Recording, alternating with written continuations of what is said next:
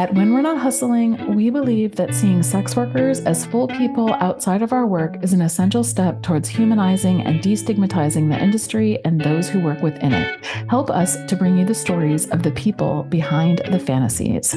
When We're Not Hustling is a 501c3 fiscally sponsored nonprofit project of the Social Good Fund. Thank you for considering a tax-deductible recurring contribution.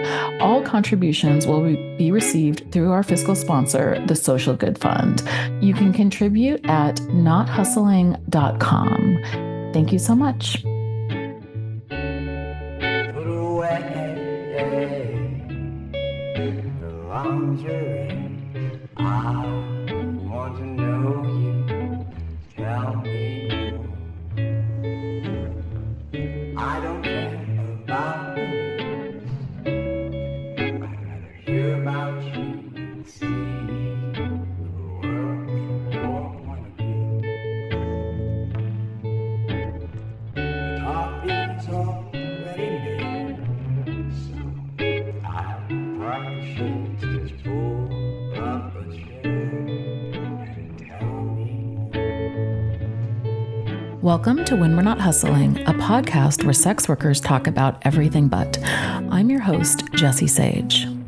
When We're Not Hustling is a weekly podcast that explores the lives and identities of sex workers outside of our work personas, our personal philosophies, ambitions, families, relationships, passions, spirituality, and so much more. We talk about our lives beyond the job, asking, what does the flexibility of sex work allow us to do, and who does it allow us to be? On this show, we learn who sex workers are outside of the work we're known for. When We're Not Hustling is an exploration of the people behind the fantasies. When We're Not Hustling is powered by Black Venom Digital. Black Venom Digital is a collaboration between myself and industry veteran Mr. Black Venom. Black Venom Digital aims to provide adult professionals and entrepreneurs with professional-grade web design, graphic design, and branding services that will inspire growth and success. At Black Venom Digital, we empower companions, creators, and entertainers with professional web design and branding. If you're looking for a new website or any other branding services and you work in the adult industry, please find out more at blackvenomdigital.com. Welcome back to another episode of When We're Not Hustling. Today, we are bringing you something special, a recording from our first live event. This live event was a collaboration between us, Stay Gold Books, Working Girl Press, and SWOP Pittsburgh. On October 16th, we hosted a Pittsburgh launch of Working Girls Press's debut book, The Holy Hour, an Anthology of Sex Work, Magic, and the Divine. Our producer, Emily Foster, is the MC of the event and also the musician for the evening. And the panel includes myself, former guest Adrie Rose, and the founder of Working Girls Press, Molly Simmons. We also have a few readers who will be reading essays from the book. We have Nikki from SWOP Pittsburgh, Ashley Ramos, who you know from the after parties, and Melissa Milk, who you also know as a guest and an after party participant. We'll also be taking audience questions and have included those in this recording. We want to thank our gracious sponsors for helping us to put on this event, Inclusive Aesthetics in Dormont, PA, Buzz Me In Pleasure Products, and of course, a shout out to Stay Gold Books for hosting us. Let's get right to the meat of the event.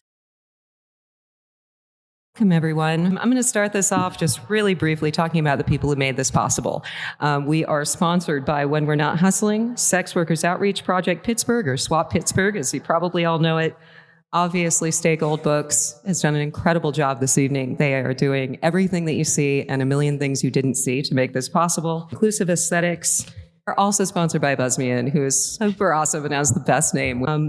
I'm going to play a little song, and when I'm done with that, we are going to have Molly up here talk about the origin of the book press itself, how we got here from the very beginning with this book, and a little bit about other things. So that's a sneak preview.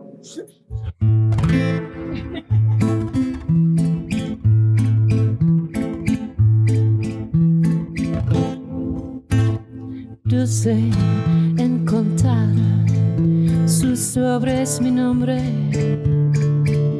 con una boca negra nada. Hoy comienza el verano.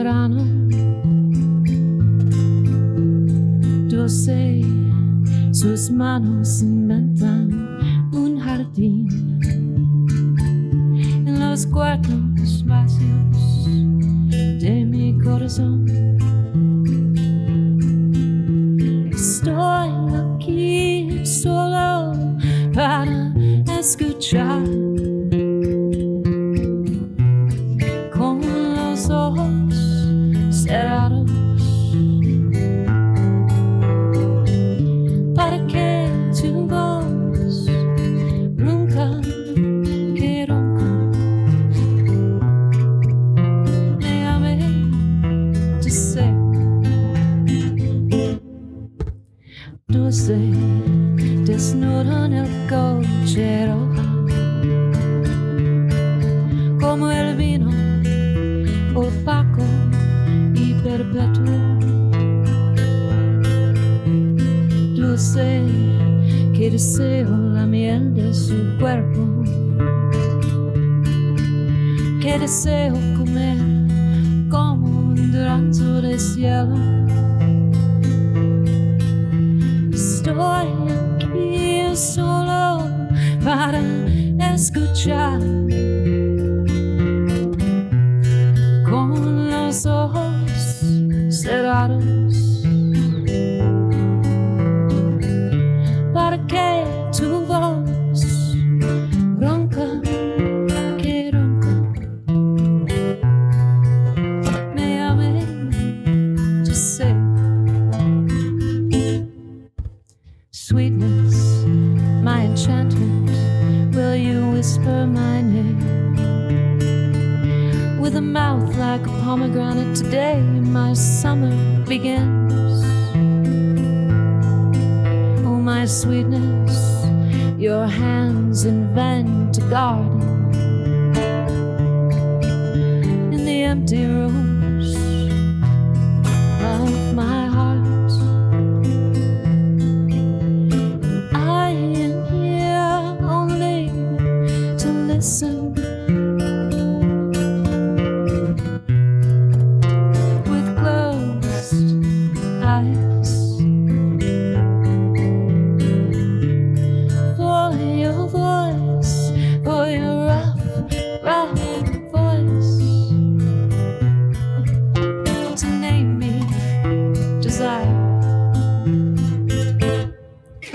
Thank you so much.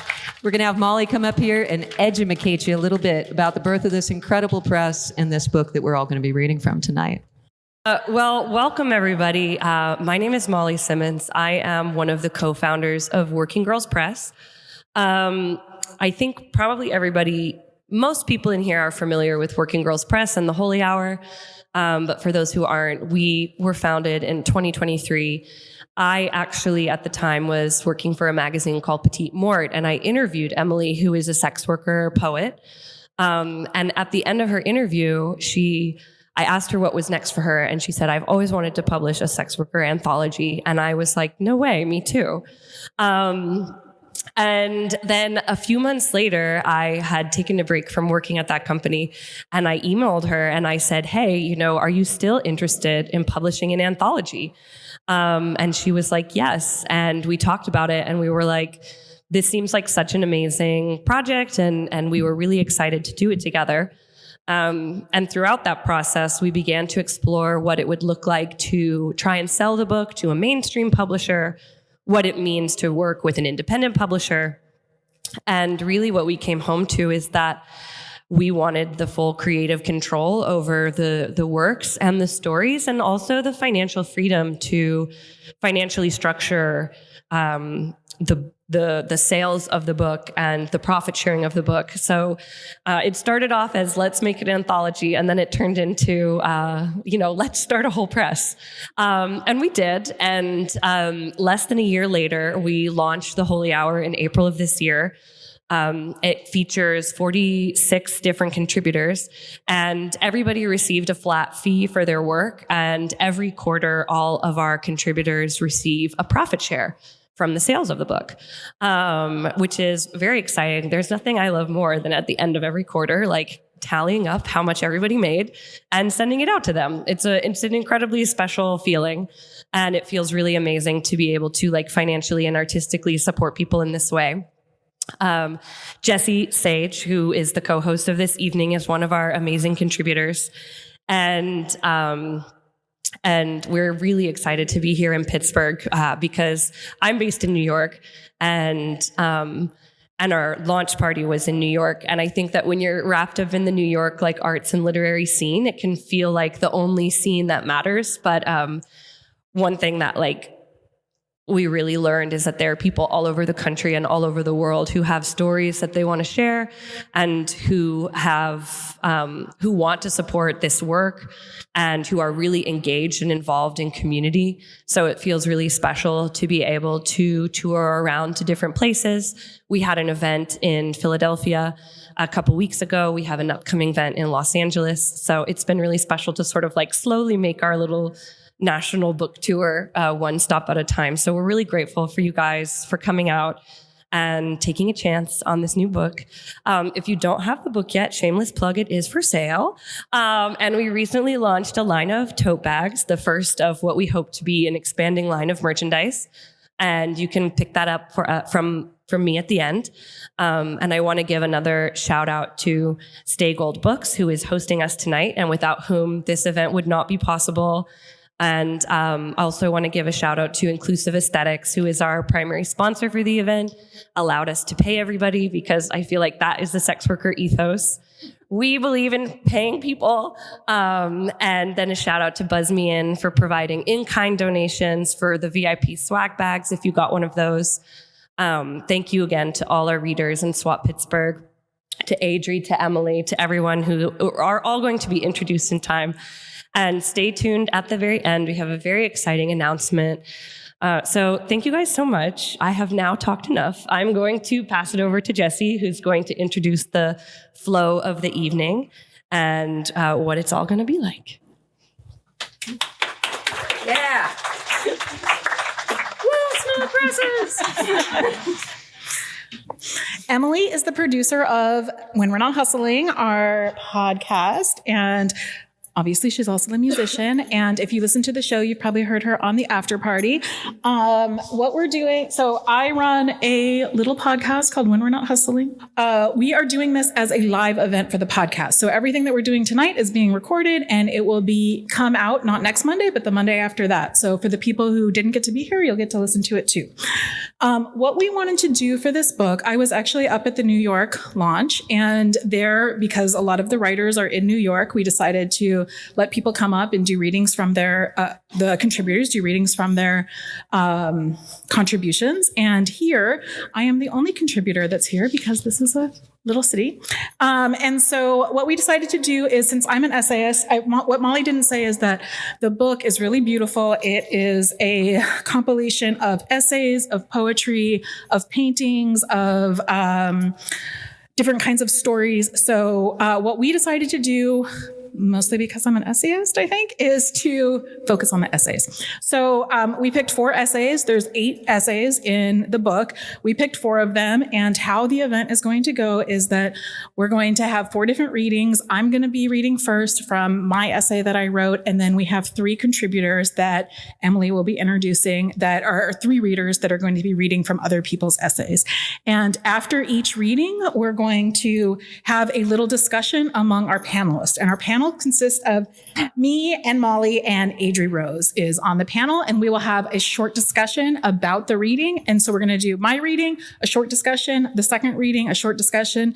Then Emily is going to play a couple songs, and then everybody can get up, go to the bathroom, buy a drink, sit back down. We'll do the last 2 readings. And with those, we'll have some discussions. So we picked out 4 essays, and we wanted the essays to have a flow. This book is Subtitle is Anthology of Sex Work, Magic, and the Divine. So all of the essays try to incorporate something about sex work and religiosity, the divine, magic. And I took this assignment very seriously and wrote about my relationship to religion. And my essay is going to be first, I'm going to be talking about my relationship to religion and particularly Catholicism. Then the second essay that we have is going to talk about relationships and particularly relationships with clients. And then we are moving to a more like systemic one where we're talking about sex workers' place in society. And then we're moving back to the last essay is going to be about the ethics of doing sex work and kind of personal ethics and integrity. So we're going to kind of try to go from the personal to the political and back to the personal. So I hope you all enjoy this ride. So our next two readers are going to be the incredible Jessie Sage, she, her. She's a Pittsburgh-based writer, sex worker, and mother. Her words have appeared in the Washington Post, Vice, The Daily Beast, Men's Health, BuzzFeed, Hustler, and more.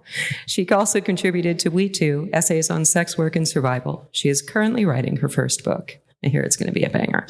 After that, we are going to have, and also on the panel, we have Adrie Rose. Adrie Rose is a Jamaican-American freelance writer and photographer from Pittsburgh. She writes primarily about sex, sex work, and how they intersect with tech and culture. Adrie also co-hosts the Pages and Prejudice podcast with Stitch. Stitch. Nice handle. Sorry, I got pulled right out of that. She hosts that with Stitch. Romance novels. Her hobbies include being just like other girls, drinking craft beer, and reading romance novels with questionable love interests. If you have any questions about that, check out our podcast. In her free time, she works with returning citizens on the restorative justice journeys. And very lastly, I'm going to read Molly's bio because she didn't ask for it. And Molly B. Simmons, another great handle, is a writer, editor, and holy being based in Brooklyn. She co-founded Working Girls Press alongside Emily Marie Passos Duffy, a different Emily, to promote the art and writing for fellow sex workers. Formerly of SWOP Brooklyn, she is the literary editor of Petite Mort magazine, relationship columnist, and co-author of Partners in Crime, a relationship guidebook for sex workers and their partners. You can find her work at mollybsimmons.com or on socials at mollybsimmons. With all of that said, here is Jessie Sage. All right. So my essay starts on page 94. I wrote this about my time that I spent in seminary, which I did after college. I went to seminary and got a theology degree, and I graduated in 2004. So this essay is about things that happened 20 years ago, which was kind of mind-boggling to me when I thought about that today. I was like, wow, this was 20 years ago. It doesn't seem that long ago. Okay. So in my first semester at seminary, while newly pregnant with my first child, I was in a systematic theology class where I learned for the first time that Catholics believe in transubstantiation and that this is different than the Protestant interpretation of the sacrament as either purely symbolic or partially symbolic. I learned that transubstantiation in Catholic dogma is the belief that the bread and wine of the Eucharist, upon being blessed by the priest, becomes the body and blood of Christ. Not Christ's body and blood, not Christ's body and blood and wine, and not the bread and as proxy for the body and blood of Christ, but the real body and blood. This blew my mind. What kind of magic is Catholicism? In the second semester of the same class, now visibly pregnant and able to feel my child moving inside of me, I was introduced to liberation theology, whose main tenet is that God stands on the side of the poor and the oppressed. Years later, when I moved into sex work activism, the words of James Cone, Gustavo Gutierrez, and Leonardo Boff echoed in my head when I heard Black trans sex workers remind privileged white organizers, such as myself, to center the voices of the most marginalized, those who were disproportionately impacted by poverty, violence, and policing. As a young pregnant graduate student, I did not yet know that I would become a sex worker. I also didn't yet know that the child I was carrying would suffer from significant mental health issues that would shape our lives. While I grew up in poverty, I didn't yet have a language to understand my own experience. I had yet to be introduced to the notion of white privilege or the framing of intersectionality with its interlocking oppressions. In short, everything that I was learning still felt abstract. I didn't yet know what any of this had to do with me. In class one day, my professor showed a 1989 film, Romero, which followed the story of the life and death of Oscar Romero, the Salvadorian Catholic archbishop, during a guerrilla uprising of the late 1970s in El Salvador. At one point in the movie, the paramilitary had taken over Romero's church, lining the perimeter with gunmen.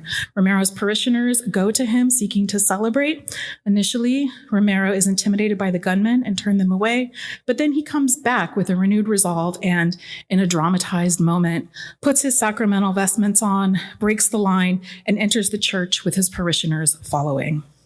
In this scene, they celebrate the Eucharist while surrounded by death squads. Jesus' body and blood are center stage, with his followers risking their lives to become one with it. It should not be surprising, given the intense power of this political act of protest, that later in the film, the moment of Romero's death comes right after he lifts the host and pronounces, "This is the body of Christ." He is shot on the altar. In this scene, as a young seminary student who had been raised Mormon, where the people who were administering the sacrament were the kids from high school and no one believed there was any power beyond the symbolic, I couldn't wrap my head around why anyone would risk their lives to go to church. Eating bread and drinking grape juice, as Mormons do, is categorically different from taking the literal body and blood of Jesus into your own. My time in seminary was marked by my changing relationship to my body, which I had literally created space for another being within. I learned about Eucharistic theology, the history of the church, and the fight for liberation while my child grew inside of me. I gave birth weeks before sitting for final exams, which I took while she was attached to my breast. Berkeley, where I was studying, is a magical place. While still nursing, I read about the medieval mystics, who not only had visions of breastfeeding the baby Jesus, but who also genderqueered the entire dynamic, seeing themselves feeding from Jesus's wounds, drinking the blood from his body, being nourished by him as if his blood was milk. While sitting at my 10 a.m. weekday chapel classes, holding my baby in my arms, I would look up at the crucifix and study his hanging body, a habit that, while I rarely enter into churches these days, I can hardly seem to break. I would study the particularity of the representation of his body on the cross, his hollowed out belly, the loincloth hanging from his narrow hips, the stake in his side. I would imagine myself kissing his wounds, bringing my mouth to it, running my tongue along his skin. Sometimes, as the mystics did, I would imagine fucking Jesus, but often I would just imagine laying my head on his belly, as if the cross were horizontal and not vertical, and resting there with him, our skin-to-skin contact erasing the pain of violence, just as it does after childbirth. Often, in bed with my clients, my favorite part of the session is looking down at them while they gently and lovingly lick and suck my breast. This act, which is intended to be a form of foreplay, often feels like climax, though not in the technical sense. When they look up at me as if seeking approval, I am reminded of the question I had of my mother one day on a chaotic day in my childhood when I looked up at her and asked what it would feel like to receive God's approval at the moment of my death. I think about the ways in which we seek refuge and approval through our own bodies and into the bodies of others. Jesus's bodies, mother's bodies, lovers' bodies, whores' bodies. While in seminary, I had the most vivid dream of my life. I was sitting in a Catholic church by myself in the last row. The sacrament of Eucharist was about to start, but on this day, it was not open to all Catholic congregants.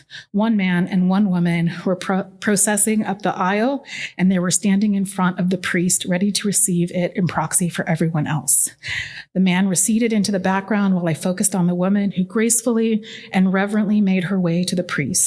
In my dream, she got on her knees before him, looked up at him as if for the same type of approval, and opened her mouth. She extended her tongue. The priest lifted the host above his head and then lowered onto her tongue. As Jesus melted in her mouth, becoming one with her,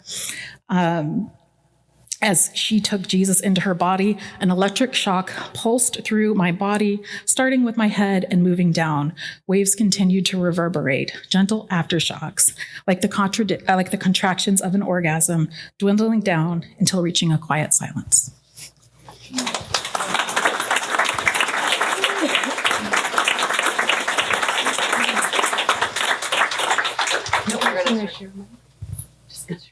Yes. Okay, that was absolutely beautiful. We are going to have a short discussion about that essay, and as you do, I'm just going to start off with the question, Jessie, how have you held on to, I know, spoiler alert, Jessie's no longer a practicing Catholic, but how have you held on to that sort of sacredness that you initially sort of came to in a very corporal way in that space? I think is this on? Okay. I think that's a really good question. I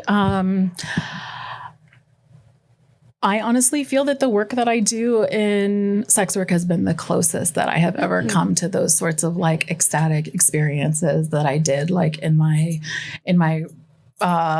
religious training and in my religious work. And so I feel like for me, that's become the kind of like sacred calling. And the rest of the essay talks a lot about that, about how there were moments because that's only a piece of it, that there were moments when I really wanted to be a clergy member. Like, and I still sometimes daydream about that. Like if I were to be born again in another life, I would be a priest. Like, and I have like these feelings of like desire to administer the Eucharist. Like, that's probably one of the like strongest desires of something that will never happen that I have, is like having that experience of being able to do that. And I think that through a lot of the writing that I've done, and then also like some very like beautiful moments that I've had throughout like the work that I've done in this like industry, which is not what I expected when I came into the industry at all. That's where I've found that for myself. Yeah. Well, oh, it just doesn't come. I got to go back farther. You can pull it up. No, that's okay. It's all good. Okay. I'll move back forward. Yeah, first of all, thank you for reading. I think that's one thing that is really profound. It is a possibility in sex work that does not always exist, but there is the possibility of like this ceremonial type of experience, very like ritualistic and healing. But the thing that always sticks out to me in your essay, and which was she read today, is when she says mothers' bodies, whores' bodies, because I think that there is this real connection of like these things that we deeply undervalue in society are also the things that we like are constantly seeking approval from and like connection with. You know, I think that mothers and sex workers are both like deeply undervalued in society in a wide variety of ways, but they're also like so pivotal to the connection of society. And people also like seek so many things from us, sometimes in like reciprocal ways, but sometimes in like non-reciprocal or even violent ways. And I would love to just like open that up to like you two to talk about this connection between using the body as like a physical like grounding point in the work and how we talk about it. So I think it's very interesting. Okay. You're right in front of the speaker. Sorry. I think the connection between motherhood and sex work is fascinating. I have a very strong theory, it's not proven yet, that traditionally feminized forms of labor are categorically dehumanized, but also devalued across society. But I am also someone who has spent a lot of time and a lot of money actively rejecting motherhood and like eliminating any possibility of giving birth. But I also have very ambivalent, bordering on hateful feelings about my time as a sex worker. And So the way that they intertwine, I think, is fascinating for me. It's always a lot of fun for me to talk to other sex workers who are mothers, and they talk about basically parenting their clients and then going home and parenting their partners. And I'm like, why would you choose to do that? But you know what? Let me not kink shame anyone. Yeah. No, that's really fascinating. I think that, like, you know, not obviously everybody's experience of motherhood is different, but I do think that when I am not a mother, so please correct me if I'm wrong, but I do think that it opens up perhaps a new level of like patience in you that you can like deal with clients in perhaps a different way if you are just like, it's like I'm dealing with my kids right now. But one thing that I love about this essay too, because I agree with you, Adrie, I think that like in this unproven theory that like traditionally feminized forms of labor are like deeply devalued. And one thing that's fascinating about your essay is that like Catholicism is an extremely patriarchal religion. And yet like the woman and mothers, like, and even like the whore play very like central roles in a lot of like the stories and the lore of Catholicism. But yet like they're never the people that are holding like any sources of real power. So I think that there is a really interesting subversion when you're engaging with Catholicism through the lens of a sex worker and sort of like reclaiming some of that matriarchal power. Oh, I was just going to say that's what sex workers do too in our culture. Yeah. Yeah. I just want to point out there's actually a contested theory in some more radical Catholics that Jesus and Mary Magdalene had children. Mm-hmm. Dan Brown wrote a book centered around the theory and the idea that like Jesus and Mary Magdalene have descendants, which I always found fascinating because Mary Magdalene is and was the prototypical whore. And so to see a religion that is as hostile to women as Catholicism is, makes space for her as both a whore and a mother. Again, fascinating. Like speaking of like the sort of subversiveness of that, though, it seems like the only religion, the only like Christian religion that makes like as much space for women and women's bodies and like sensuality at all is really Catholicism, and it's also the one that's the most afraid of women. And I think that like speaks to the power of like what women are doing too. I'm only gonna push back a little bit. Yeah, you can. Because I'm Southern, and so I was raised in the South. I would argue that evangelicals are absolutely terrified of women, especially in the South, maybe a little bit more than Catholics, but I think it's close. Oh, can I? Okay. I'm going to jump in here and say that I think one thing that we keep touching on, which plays a common role whenever you're like having this conversation about like sex work and womanhood and motherhood, is the Madonna whore complex, right? Which we see in a lot of religions. It's like, I revere my mother, and then I like hate all women who are sexual beings, right? And I can't necessarily see both of those things in a single person, right? Like, you know, how many men, their wives become mothers and they're like, now I cannot reckon with this person as a sexual being because I don't understand that a mother could be a sexual being. It's like you're either one or the other. And so in Catholicism, I find that like particularly interesting because the woman is always also theoretically like a figure who is respected. And then like all other women are like kind of derided, and like a woman is not respected until she's your wife. But then even though you might like, it's a sort of a symbolic respect because then she might not have any real power in the relationship. So yeah, it is this like odd spectrum where not all women's lives are like matter in the end, you know? And there is a deep-seated fear of women's eroticism. And also just not just like women but like alternative eroticism, anything that is like not like a classical male dominant erotic and sexual power is seen as like really scary and aberrant for a lot of folks. And I think this is a perfect segue into our next reading, which is an essay by Brita Love, which explores some of the non-Western and like non-Western forms of sex work and religion that have existed in other countries, and the idea and the true historical role that temple priestesses had in I don't want to say prehistory because that's like also a very westernized idea. So in other times. So I'm going to send it over to Emily, who's going to introduce our next reader. Okay, so our next piece is going to be by Brita Love, they, she.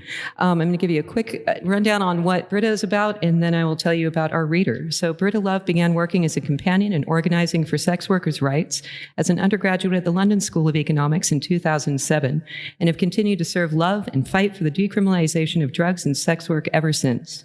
Brita is currently completing research-based memoir about healing and awakening through the altered states induced by sex and psychedelics, based on her conscious studies thesis at Goddard College. In her spare time, you can follow Brita on Twitter and Instagram at Brita Loved, that's Loved, and find more of their work at britaloved.com. And this is going to be read by Nikki, is that correct? The incredible Nikki is a leather dyke and organizer, both with the Pittsburgh chapter of Sex Worker Outreach Project and with one of the largest kink organizations in Western Pennsylvania. Cool.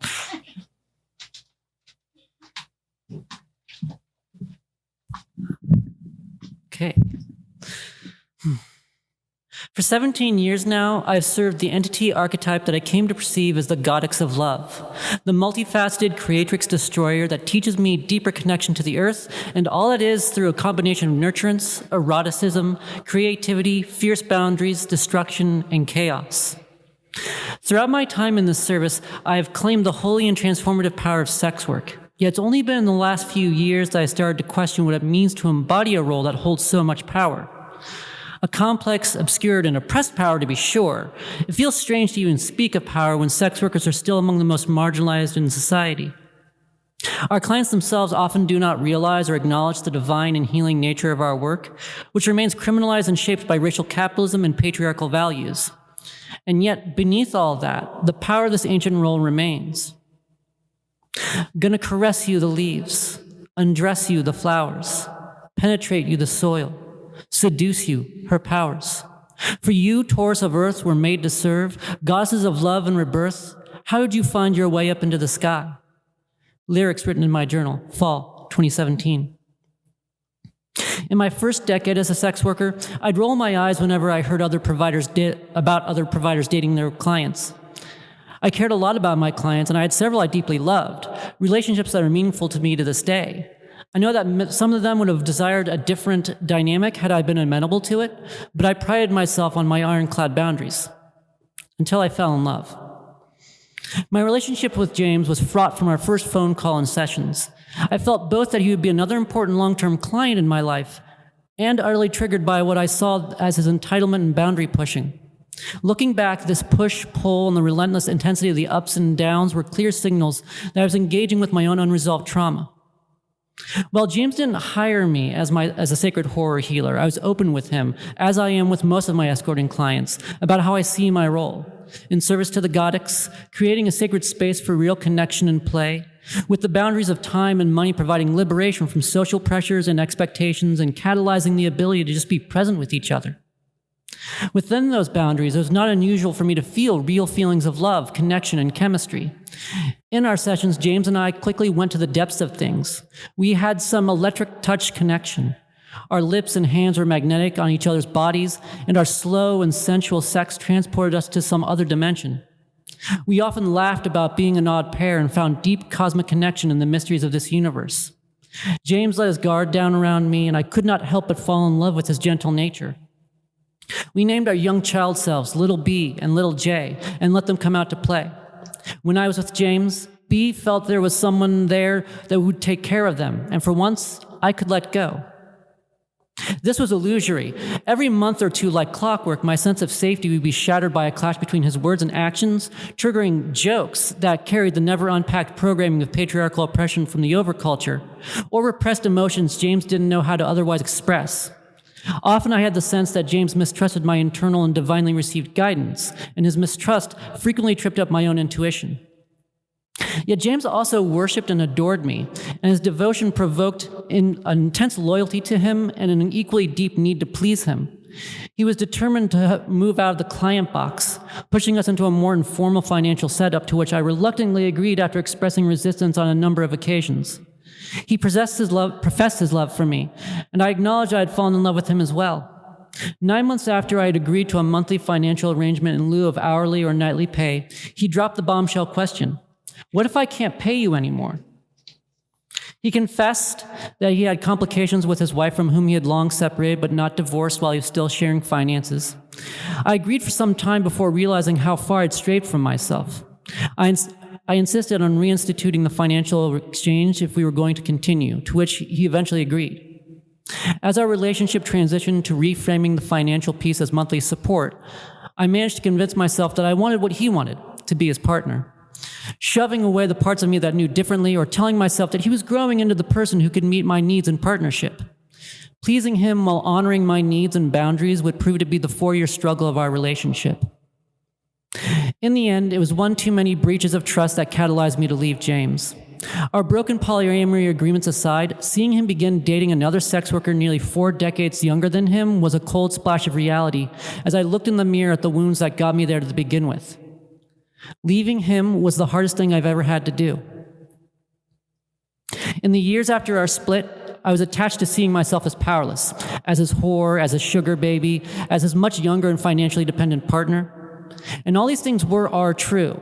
I struggled to find my voice to say no because he embodied loving daddy energy, and I spoke so deeply to young and wounded parts of myself. It was difficult to set the boundaries I wanted because I didn't want to lose daddy, not to mention the risk of losing my most regular client in a time of unstable and inadequate income. As sex workers, we often celebrate the ethos of "fuck you, pay me," and justifiably so. We demand remuneration for our emotional, intimate labors and for the labor of care, so undervalued in patriarchal capitalism. In my relationship with James, I tried to make that as clear as I could, even reading aloud a letter in our couples therapy expressing that I felt I was receiving compensation for all the emotional labor I'd done for cis men my whole life, for once operating with that dynamic acknowledged and paid for. I wrote, "I think the very fact that giving me this money in such a structured way feels so difficult to James reveals why it is so important and powerful. The resistance feels ancient." A meme by the cranky fat feminist on Facebook states, "I want Gold Digger to include men that use women's emotional labor to evolve and become better people." That might be a cynical way of framing it, but it points to the way patriarchal and capitalist ideas of value play into how we see what's natural versus exploitative in relationships. Putting a monetary value on that emotional labor in a relationship feels powerful and subversive, an upending of a system that invisibilizes and exploits labor that is seen as feminine. But what of the parts of me that saw him, like the figure on the Eight of Swords card, the first tarot card he ever pulled, blinded and restricted in his life? I could clearly see the waspy emotional repression and the ways he was also oppressed by patriarchal ideas of what a man is, unhappy and suffering. I had dozens of intentional psychedelic journeys and self-healing practices under my belt when we met at 29 that he'd not had at 59.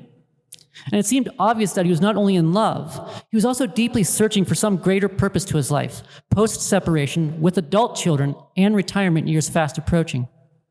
Seeing all this within our dynamic, did I not also hold some power? And if so, did it come with any responsibility?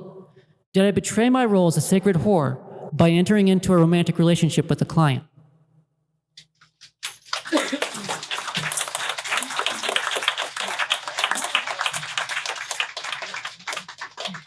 Got a little crush on Nikki now.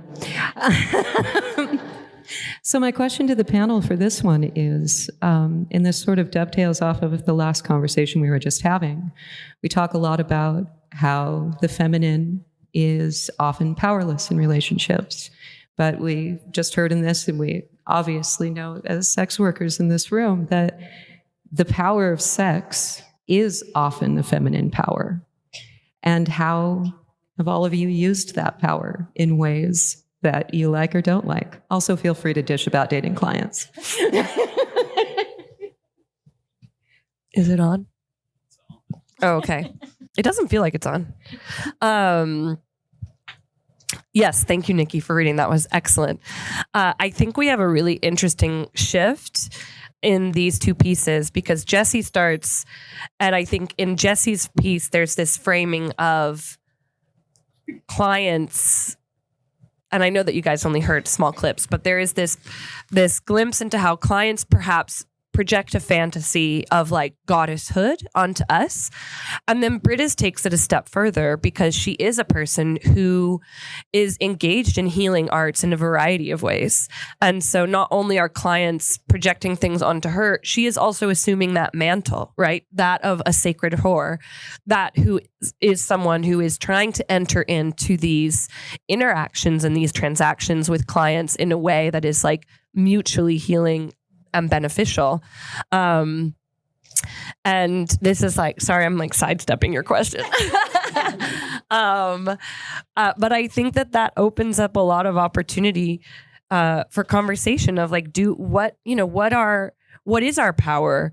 Because sex workers are not just victims, and we do have influence and we do have power, right? And like what is our role? Like personally, I swing back and forth. Like I have these moments where I feel the same as Brita says in this essay where she's like, fuck you, pay me. Like there are definitely times being a sex worker where you're like, I don't owe you anything. And I think we feel that way sometimes in life, right? Like I don't owe you anything. And like just because you paid me a couple $100, like doesn't mean that I have to do anything in service of your greater good. And there are times where you sense that people are like deeply seeking something deeper, seeking some sort of like healing experience. And as someone who is also engaged in like the healing arts in a variety of capacities, I'm like an herbalist and do other somatic work with people. I really enjoy entering into that space, but I find that the funny thing is about sex work clients who are seeking healing, I think still sometimes fundamentally lack the ability to like see me as a human being. And I think that they like deeply like take it for granted all that I have to offer. Whereas someone who is like paying me for some other like quote unquote healing service, they have a clear understanding of like the boundaries and like what I'm bringing to the table. Whereas like when you're trying to create like a quote unquote healing experience for a client, there is still this like disconnect.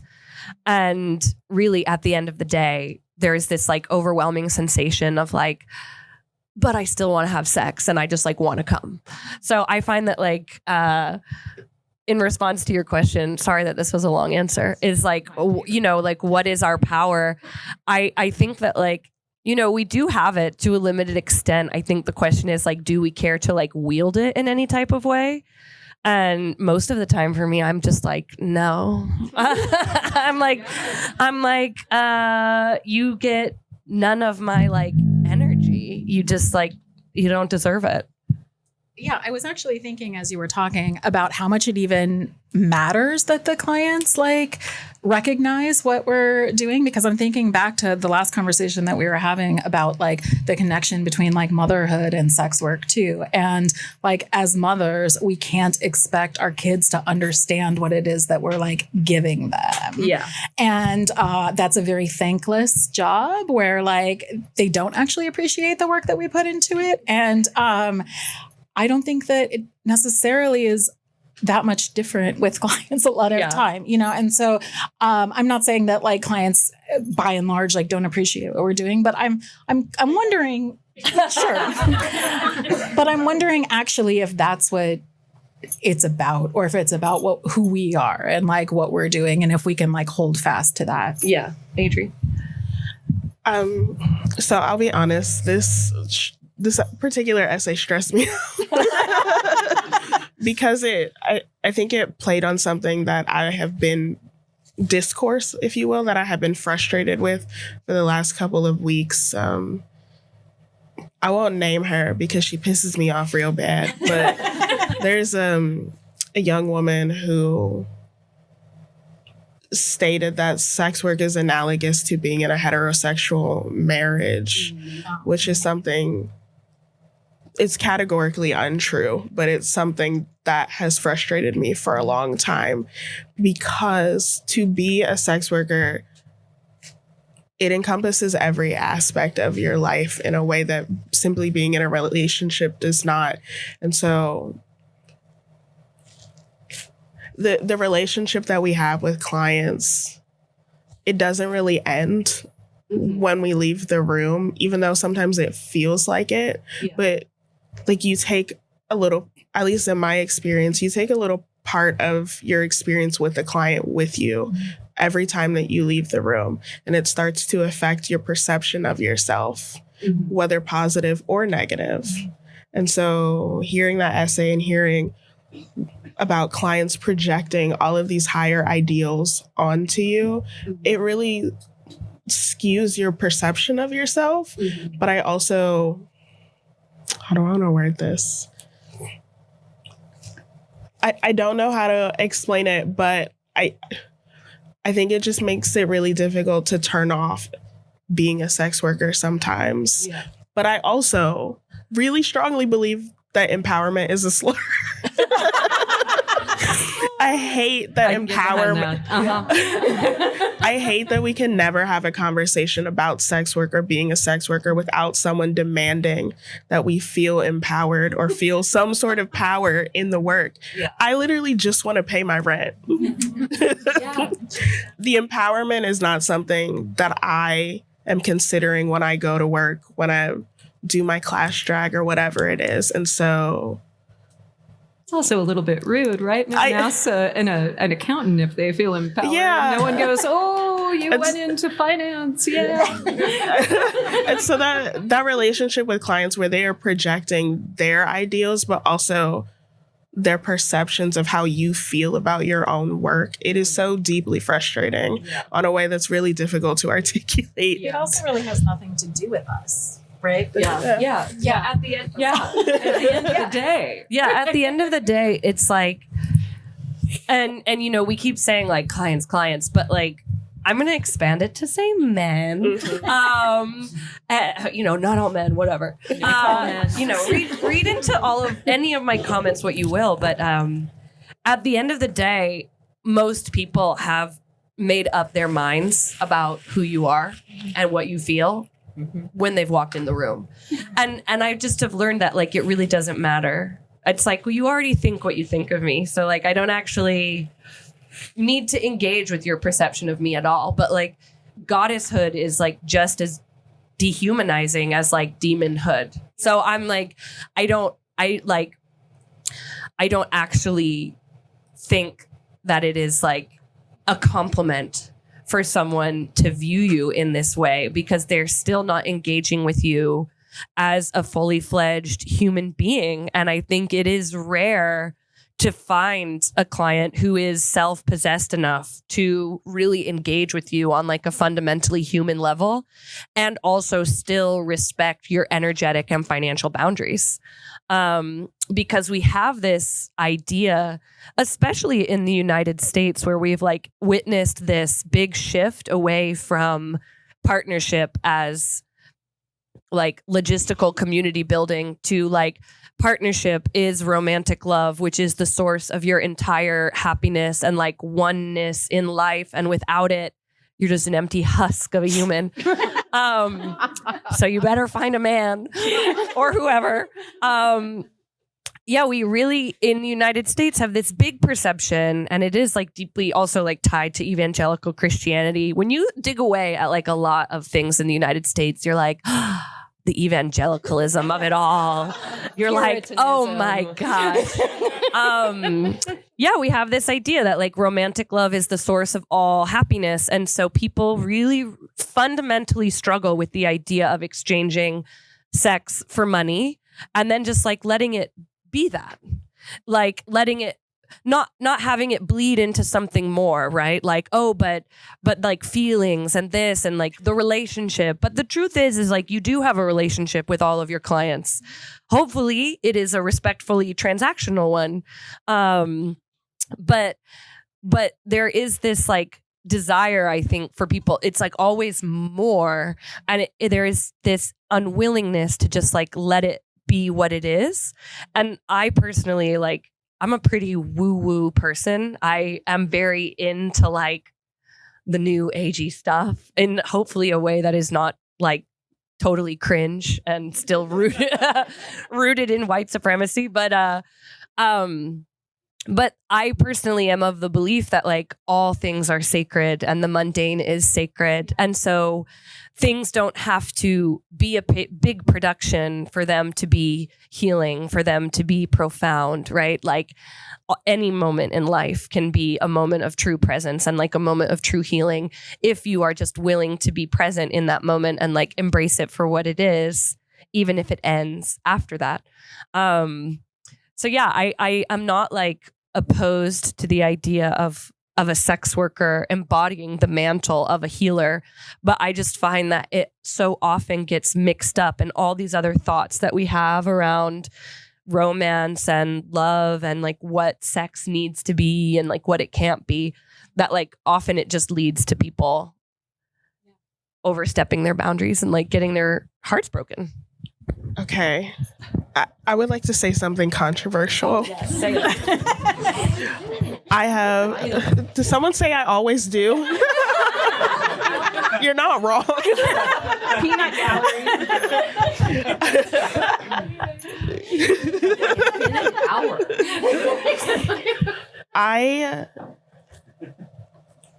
I'm frustrated by a lot, but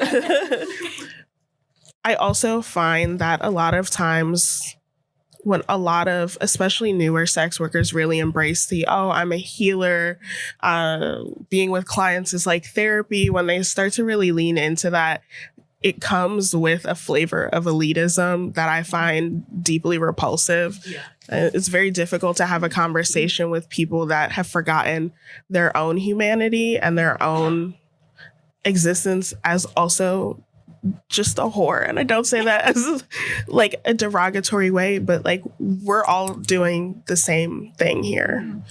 And as respectfully as possible, like we're all busting our hot pocket wide open. And there's nothing wrong with that. No. Yeah, you don't have to have like crystals in the room for it to be like valuable. Yeah, it has a little bit of like, you know, oh, well, it's sacred, so it's okay attached to it.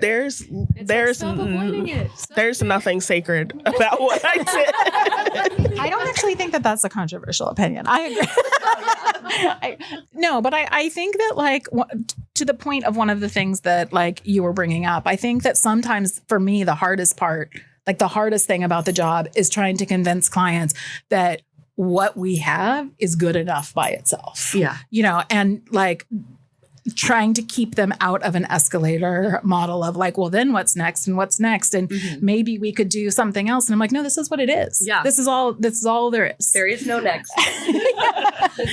Yeah. Isn't that in the next very profound? It is. It's very profound. And to me, like, it's actually hard for me to like, I have like almost the opposite impulse where it's like hard for me to imagine thinking that like it would be better if it was more. I'm like, this is actually like the good thing about it is that it ends. Yeah. And then, you know, and that's very exciting. And we could come here and do this and then like have this moment and then go back to our lives. And I don't have to talk to you about my electric bill. Thank you for paying it. But like, I'm not going to like, yeah. It's like, actually, that's why you like me so much is because you only see me for one single hour.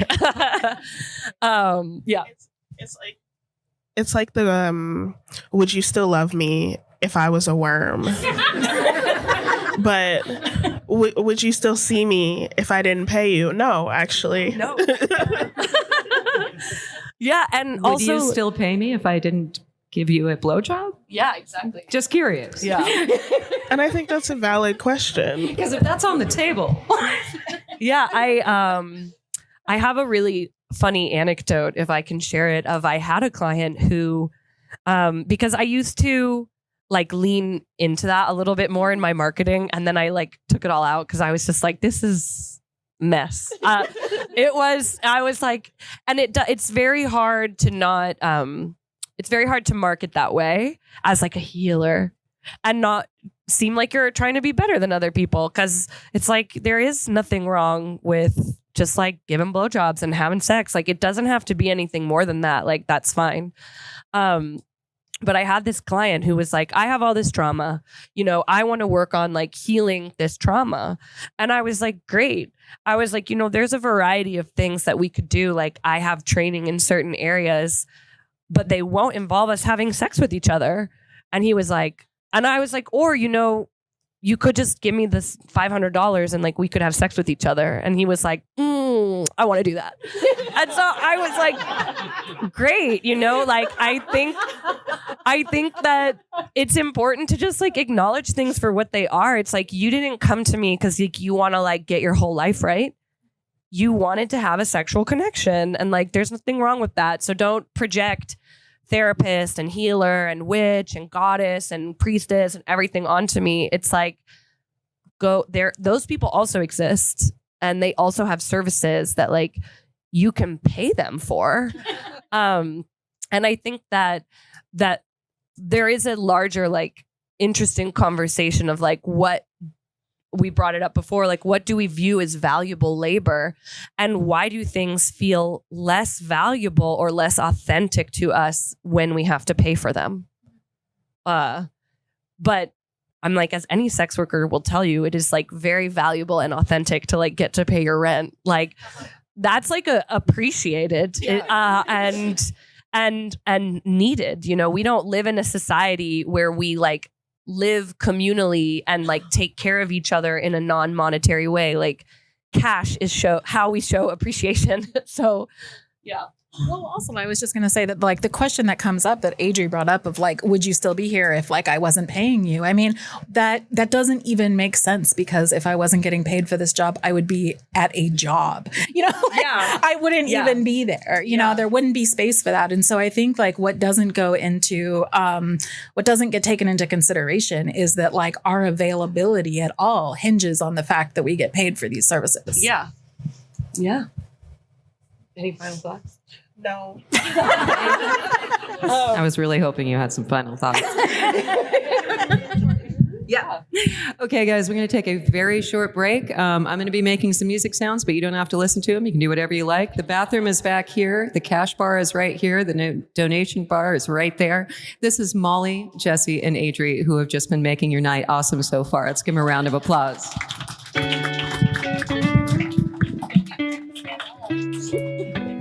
When We're Not Hustling is brought to you by Assembly 4. Assembly 4 is a collective of sex workers and technologists working to bring the overall cost of sex work down through their advertising platform, Tryst.link. They also educate clients through the Good Client Guide and provide resources and articles written by and for sex workers. Assembly 4 caters to all genders and demographics and raises funds to fight for sex worker rights and against exploitation in the sex industry. Learn more at assembly4.com. ASSEMBLYFOUR.com. Thank you for listening to When We're Not Hustling. Please remember to subscribe, rate, and review us wherever you listen to your podcasts. Doing so will help other people find us. And if you're a sex worker who wants to come on the show and talk about your life outside of work, we would love to have you. Please send an email with more information to nothustlingpod@proton.me.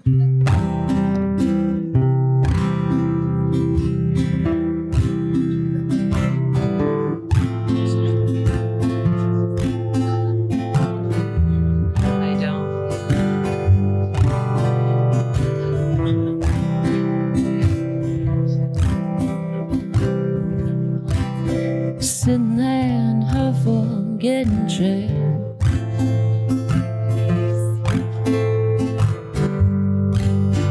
with the glass and leave me alone.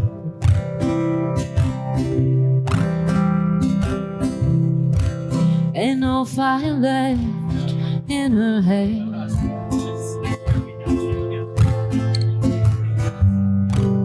There ain't no lovers calling on the phone.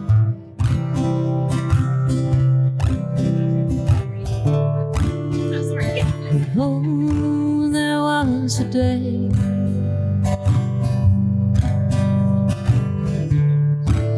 when they'd all line up to play.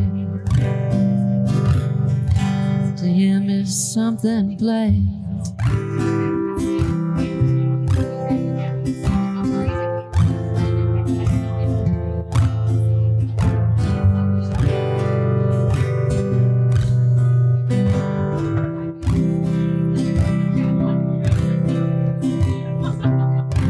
She got friends and died way too young.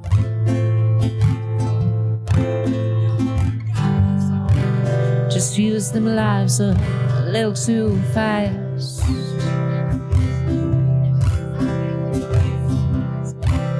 On bad days, she thinks they're the lucky ones. On the bad days, she just lives on the phone.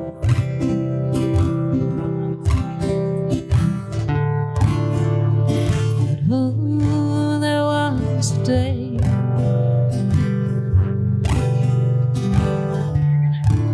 when they'd all line up to play, to see me something play. Come on, play me something, play.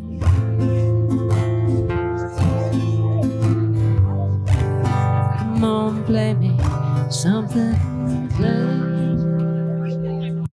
So a couple things I haven't mentioned yet that I'm going to mention now. One of them is please stick around. We are going to have a Q&A after this. I'm going to do the fun hosting thing and bring you out a microphone and everything. Maybe we'll have you come up. Who knows? It'll be exciting. So stick around for that.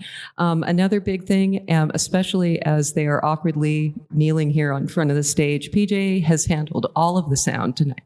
And as you caught just a tiny bit, it's been complicated. So they are incredible and we love them hugely. Big round of applause for PJ. We are going to move right into our next readings and discussions. The next person who is going to read is going to be Milk, and they are going to read a piece by Brita Love. I'm going to read you Elena. They are going to read a piece by Elena.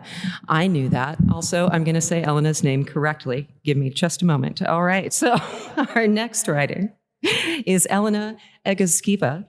Yeah, I did that. And she is a Peruvian-American writer, healer, and artist with nearly a decade of experience working in the adult industry. Elena's writing reflects her passion for normalizing sex work and promoting sex positivity. Elena's piece will be read by Milk. Milk is an artist and sex worker creating the greater Pittsburgh area and beyond. Melissa has been advocating for local BDSM, LGBTQIA education and community for the past 10 years. Passionate about elevating the quality of life and bonds between fellow community members. Find them helping organize larger events at one organizer of a local area. Wow. Find them helping organize larger events as one organizer of a local social club, Arrow Events, PGH, or in their private home studio teaching intimate somatic bondage sessions with their partner of over 8 years, Ash. Find them on all socials as Milk Glass, and that's one S. Without further ado, welcome Milk.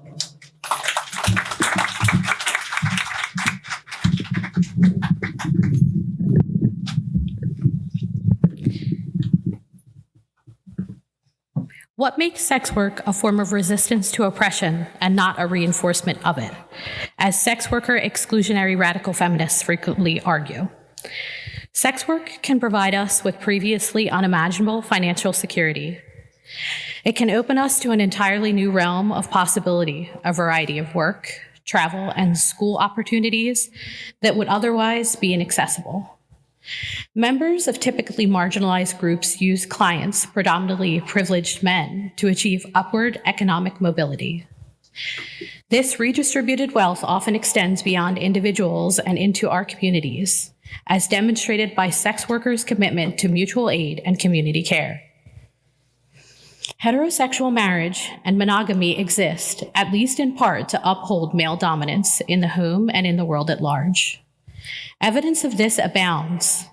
Consider, for example, the centuries-old expectation that women will take their husband's surname upon marriage, or the fact that societies throughout history have made concessions for male sexual promiscuity during marriage, while simultaneously shaming and even punishing women for pursuing sex outside of monogamous relationships. In its most extreme iteration, monogamous marriage allows men full control over women's bodies and limits our roles to homemaker and child rearer. Sex work threatens this power structure, enabling women to reclaim a degree of bodily autonomy by requiring payment to access our bodies. Our labor becomes a potent tool for resisting compulsory monogamy, as well as the widespread sexual repression imposed upon women and members of LGBTQ community. And when people who don't fit society's standard definition of beauty succeed in this industry, they actively challenge preconceived notions that only certain types of bodies can be profitable and sexy.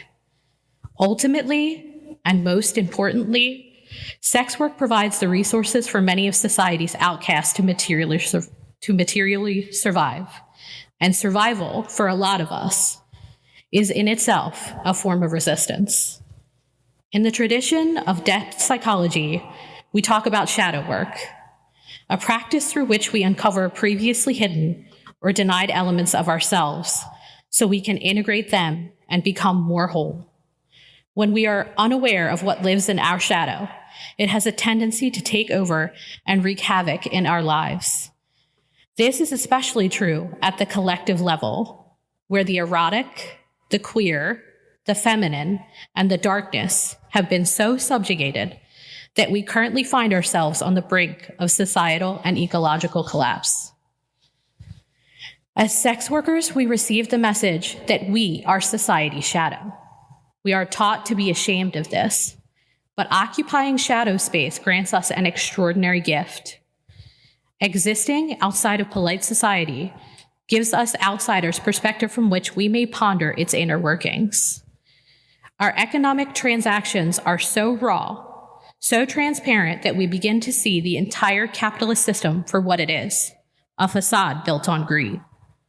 Removed from the 9-to-5 grind, we explore our desires and recultivate our relationship with sex and pleasure. We observe an entirely different side of humanity living in secret, one that contains both intense darkness and ecstatic bliss.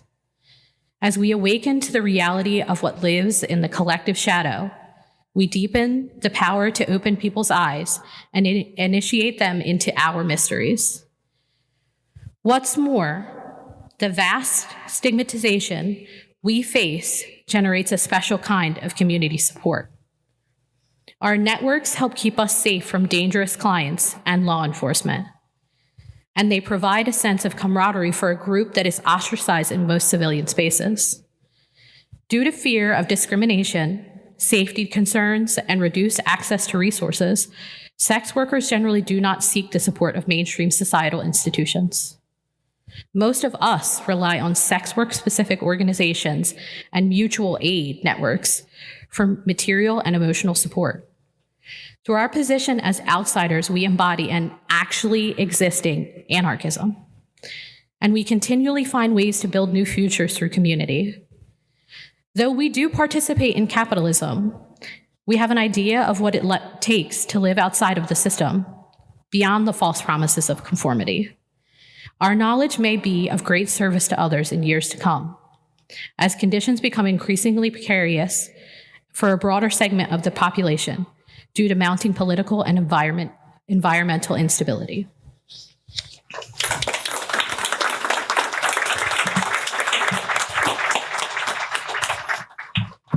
Thank you, Milk. So that was a little more cerebral than our last pieces, but I think that the three of you can probably bring it down to a grounded place. Here's a question that you don't have to answer, but how do you think that the established networks have shifted your ability to work outside of the system? This essay talked a lot about the communities that sex workers have and the networks that they've created. So I don't know, just a little more on that. How has that actually worked for you? Well, it's interesting. talking okay? To the side. Oh, here we go.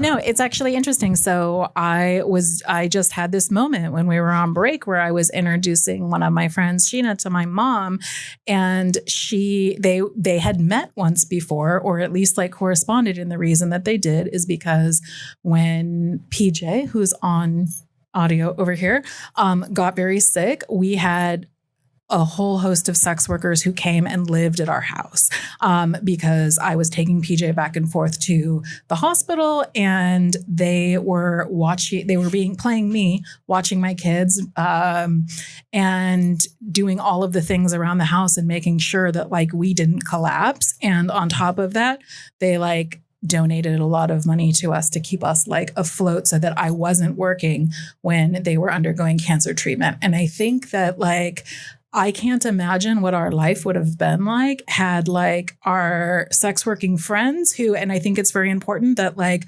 our sex working friends could be like, well, I'm just going to take a week or two off work and live at your house and be you. And I can do that because I don't have a boss that's telling me not to do that.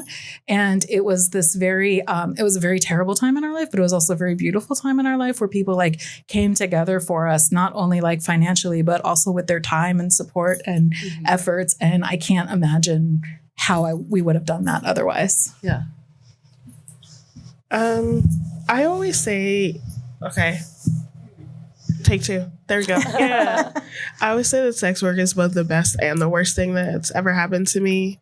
I say it's the worst because I have threatened to retire and leave the industry several times, and like I've had the privilege to do that by virtue of education and like my professional network. But I also live, I think, in constant fear that I will never get to stop being a sex worker. I worked for a bank for a very brief period of time. That might actually be the worst thing that's ever happened to me.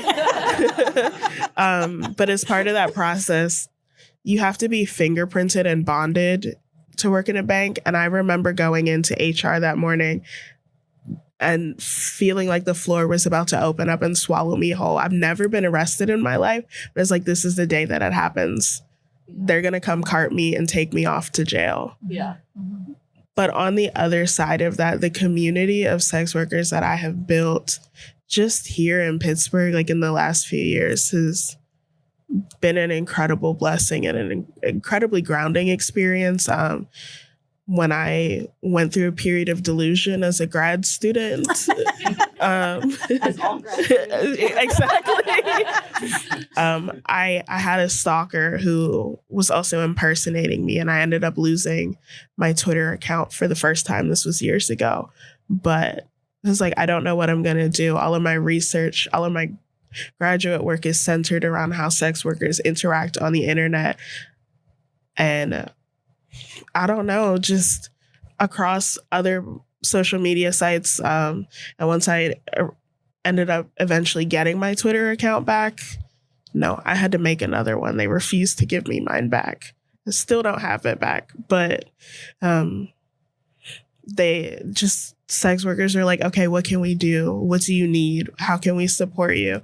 It's like, I need my followers back.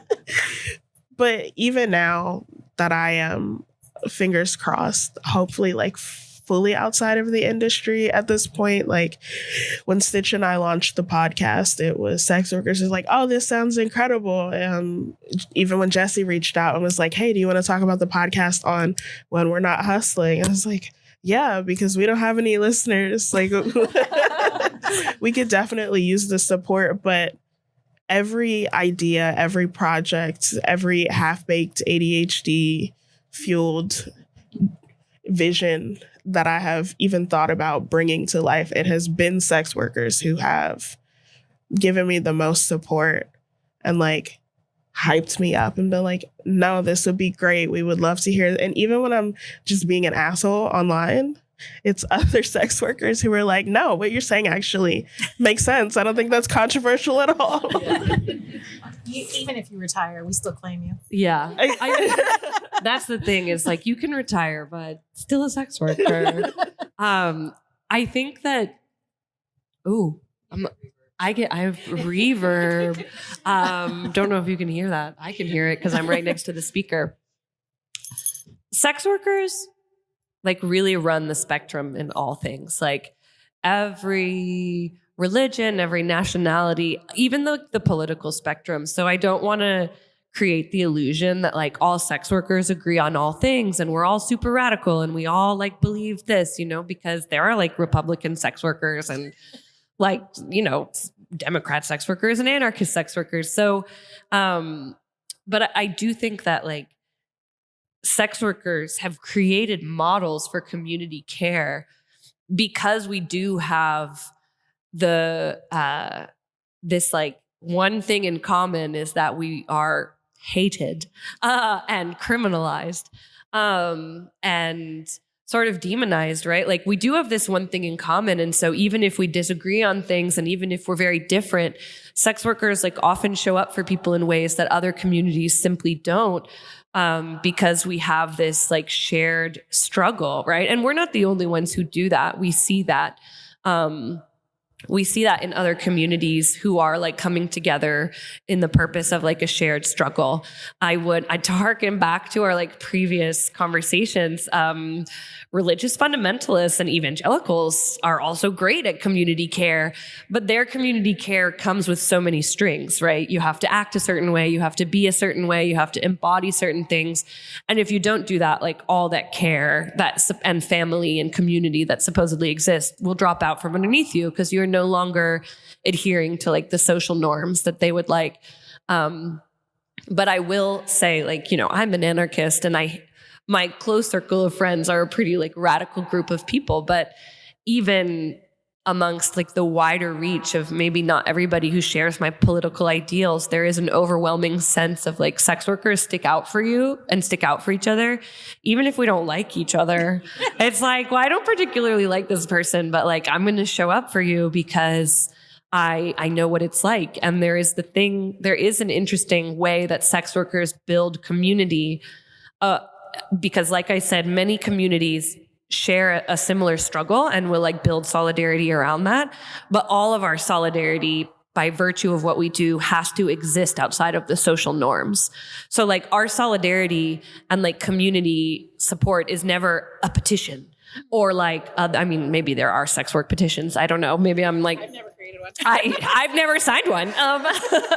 It's not like other communities like often will de facto seek to create communities and systems of care within the structures that already exist, which are by nature oppressive and like not always that helpful. And so sex workers, because we exist outside of these systems already, we just know like we not that we're born knowing this, we have painfully and arduously learned how to create these systems. And that's why like generational relationships are so important because like we teach each other, we grow together. But there is something just like really powerful in that is that like we really stick out for each other even when we're all like so different. Yeah. I think that is true. And what I was saying before is true. I also think, though, that it's important to note that we have to do that because nobody else is there for us. And there are no safety nets for sex workers and there are no like rights. And so I think that we also need to like acknowledge that at the same time. But I think that it still like necessity is the mother of invention, right? Then we come together and we do the things that we need to do. Yeah. I also like Elena's broader piece is very fascinating because one thing that she's talking about is the like acceptance of sex work into the pantheon of like accepted modes of healing. Not to say like sex workers are therapists because that's like simply not the case, but just challenging that mode of like, what if we viewed this as a legitimate form and like a legitimate practice. And there is a part of me that really applauds that, but I can't lie, there is a part of me that sort of like wants to inherently like reject all things that like seek to like mainstream us. Yeah, like mainstream us and like bring us into like the socially accepted system, because I think that so much of our solidarity comes from the fact that like what we do is criminalized, and to be accepted into the mainstream means to conform to what it wants. Yeah. I think there would be something that's lost. Yeah. I find being a sex worker sometimes to be similar to liking a band that like no one else likes. Or no, but but like I'll see, like right now there's a lot of discourse on TikTok about what they're calling poster girl dresses, and I was like, what the fuck is a poster girl dress? And so I Googled it. It's box dresses. They're fucking box dresses that you get in the strip club. Like you walk in the back and the house mom has like a box of like $2 dresses because you have to put something on over your stage outfit. They're calling them poster girl dresses now. And it's like, they're selling fucking box dresses on Shein and Fashion Nova for like $20 a piece. Yeah. But you see people who have never done sex work a day in their life wearing pleasers on the street. And I'm like, those are work shoes. Yeah. Those are shoes you wear so that you don't destroy your ankles when you're on the pole for 8 to 10 hours a night. They're absolutely just unequivocally not meant to be worn out on the street. And so when I see certain aspects of sex work become mainstream, I'm always a little like taken aback. Yeah. One, because that's mine. But also, I just don't feel like people who have never been in the industry are capable of the reverence and like respect that engaging with those parts of our culture demands. Yeah, I personally think that like a certain level of gatekeeping is necessary. I live in Brooklyn now, but like I'm from like rural areas. And so whenever I see like hip Brooklynites with their tech jobs, like walking around in like camo and Carhartt, I'm like, you've never shoveled anything. What are you doing? So I think that like this is like playing into a larger conversation of like when not just sex work, this happens in a variety of things where it's like, what happens when upper class decides that they like want a particular aesthetic of the working classes? Well, I think that every time I hear somebody say, we're all whores under capitalism, I'm like, no, you're not. No, you're not. No, you're not. You have a job. That is not being a whore. Yeah. It's like we can, and that's like it's sad too, because it's like we should be able to see similarities in our struggle without saying like, oh, we're all the same. It's like, we're not all the same. We're doing very different things. We're suffering in different ways. We're privileged in different ways. And it's like, better to just say like, we all suffer under capitalism. Yeah. And like, wouldn't it be great to like be free of that? But the reality is that some people suffer a lot more and face like very real things that like other people don't face. Yeah. Mm-hmm. Well, and I tend to believe that a part of at least why I cling so tightly to the gatekeeping aspect of it is because there's an element of class drag to sex work, no matter what kind of sex work you are doing. But it does require pretending to be part of the mainstream culture in some aspects, whether that's how you get dressed or how you engage with clients. If you're I say privileged, that's going to be controversial. But if you're privileged enough to work for an agency and you have someone sending you on higher end bookings, like there's an element of etiquette that you have to perform. Yeah. And so to see people who are not in the industry in any aspect putting on what is a costume to them, but is very much at this point an ingrained part of our identity, it feels very icky to me. Oh, I'm like, we got a question earlier. First of all, I also wanted to ask, do people know what like the term class drag means? No, I'm seeing some yeses, some no's. So class drag is essentially like, if you know what drag is, like gender wise, we think of it as like, people dressing up as like a very extreme, like exaggeration of gender. Class drag is when you might be a poor person who has to dress in the trappings of the upper class. And that happens often in sex work because if you are trying to attract a client with money, you need to look like you have money. And so how can we pretend to do that and like create this performance that I already exist in the upper class and I don't actually need your money, but I will still take it. So that's what class drag is. And that's a conversation that like sex workers have a lot. And a lot of these conversations happen online, which is primarily a source of like also marketing, which adds a whole other like layer to the interdynamics of these conversations.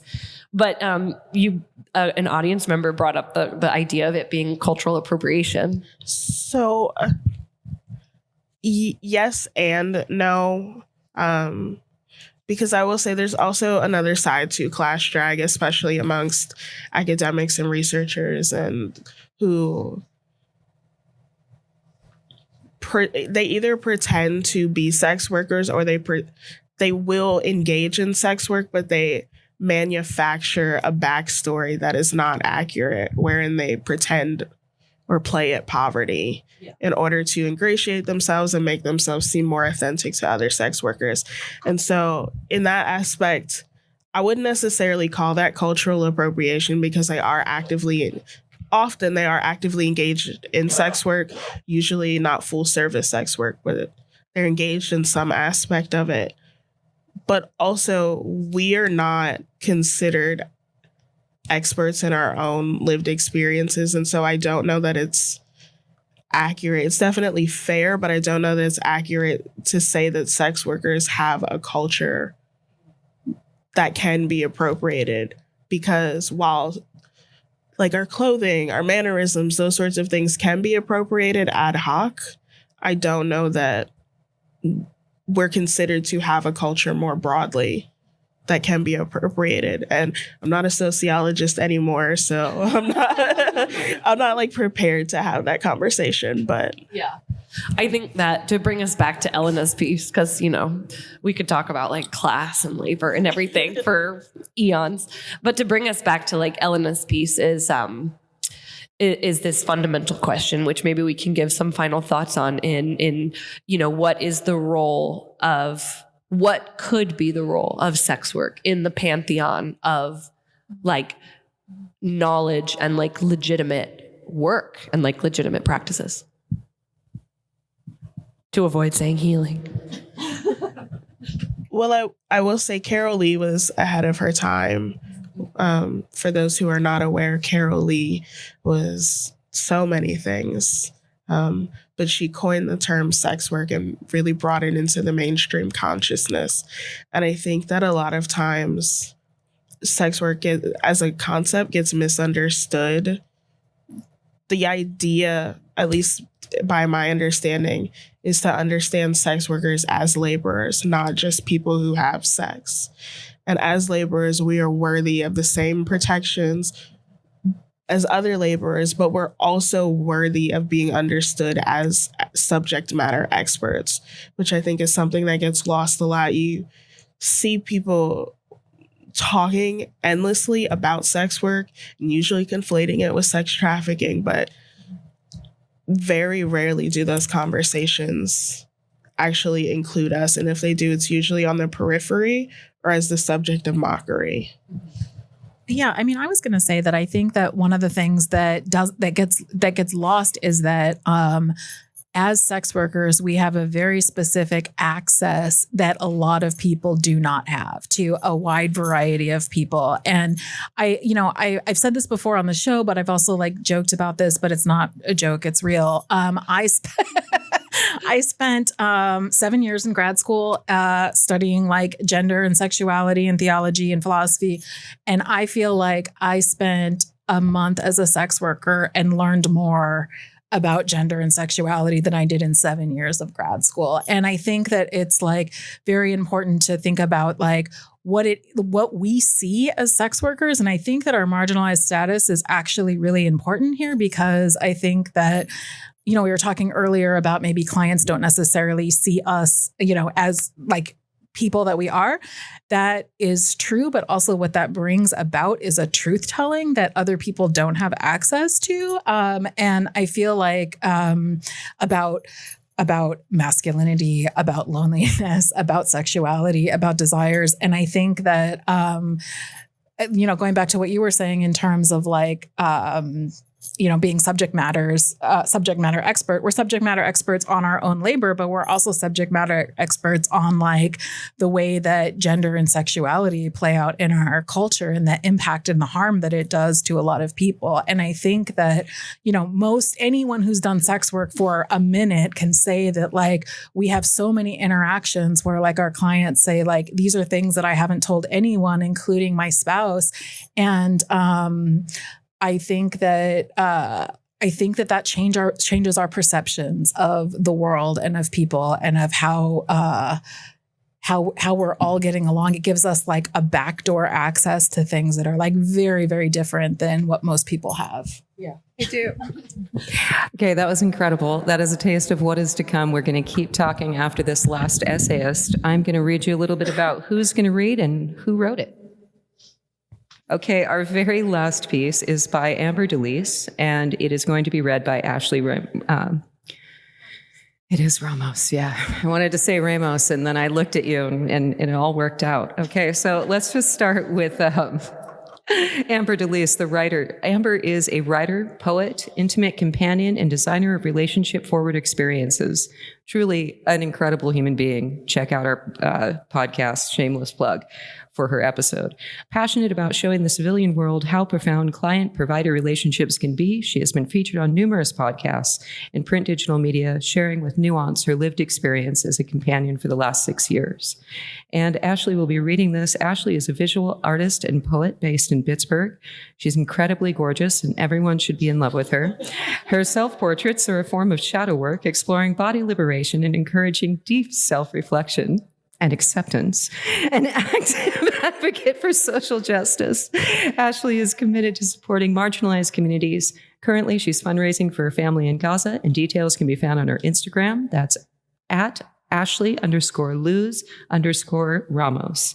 Through her art and activism, Ashley seeks to amplify the voices of those often unheard.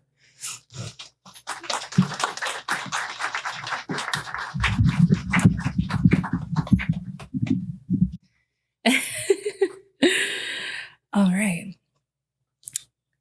I'd like to invite the idea that the development of integrity is comprised of 3 main stages, which mostly, but not always, track with our growth as humans.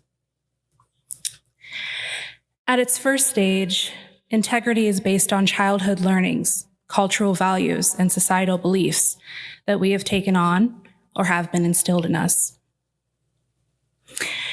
Our integrity is outsourced. We are taking in information, beliefs, and fears that our caregivers and those in our inner circle hold. We often ascribe a good and bad in this stage. We don't see much nuance because we believe what the people we love believe. We believe these things in order to feel the essential human need of belonging. There is nothing wrong with being in this stage or returning to this stage at times. For example, we may have grown to understand that in our personal life, it is acceptable and integrity to ask deep questions of our friends.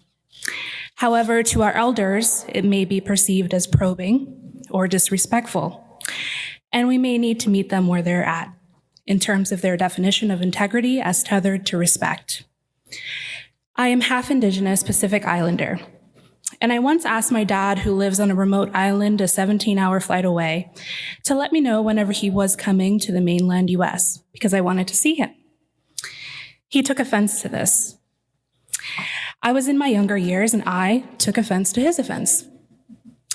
What I saw for myself was an invitation, a desire expressed. What he saw was confusing to him.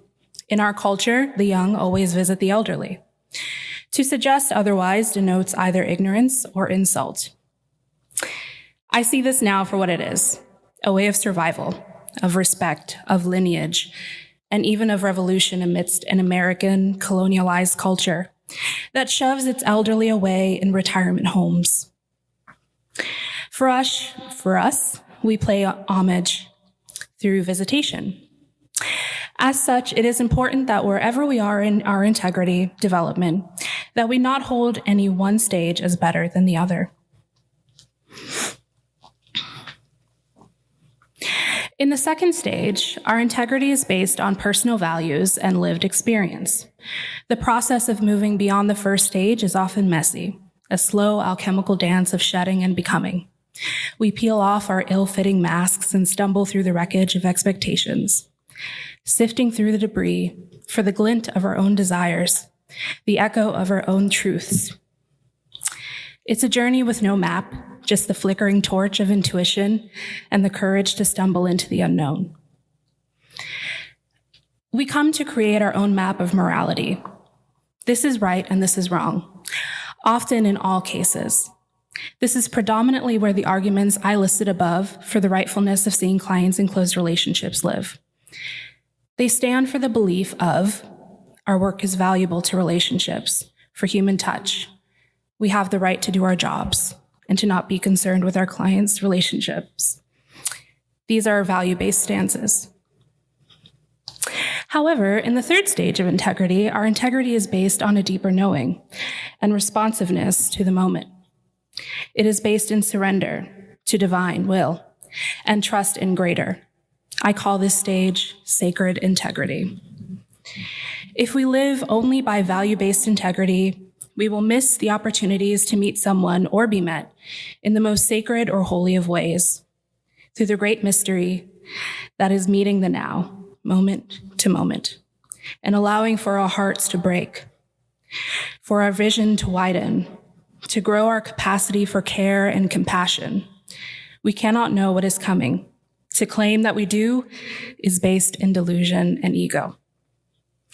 We cannot know that the married man asking to see us is not meant to interact with us in a way that will help him know himself more deeply, or even help us know or love ourselves more deeply. Sacred integrity is of the moment. It is responsive, and it is surrendered to the deepest knowing of all. This does not mean that claiming sacred integrity can be used as a bypass. A fear I've had in sharing my perspective is that it would be used in a manner that's exactly the opposite of integrous, as an excuse. And the only thing I can do is share and ask someone to feel into it. Quiet, grounded moments to see what feels true for them. For some of us as sex workers, this means trusting that the clients that come into our lives are often meant for us. We know the ones. These three stages also move from external to internal in ways of relating with people, the world, and the cosmos. In sacred integrity, divine alignment is alignment with all, with source, both internally and externally. We do not dishonor ourselves in relationship to any externalized belief or structure, because we cannot see clearly in a world full of bogged down views of her work. The fog of the external will not help us feel closer to the divine. We dishonor our integrity as sex workers only by not listening to and deeply trusting our own relationship to the divine. Some people lead lives that make it easy to wear integrity like a badge. I have integrity, they declare, as if it were a single gleaming coin. But our lives as sex workers are far more complex, rich, and nuanced. Integrity itself is far more intricate than a static possession. It is a dynamic dance, a love story we forget, rewrite, and renegotiate within ourselves. As sex workers, we are constantly dealing with a clammy serpent of shame that threatens to coil around our throats. But we are all walking contradictions. Integrity isn't about erasing these contradictions, but holding them in tension, like a sculptor balancing light and shadow to breathe life into stone. Integrity is the admission that we are not marble statues sculpted in frozen perfection, but clay figures, forever reshaping ourselves in the kiln of experience.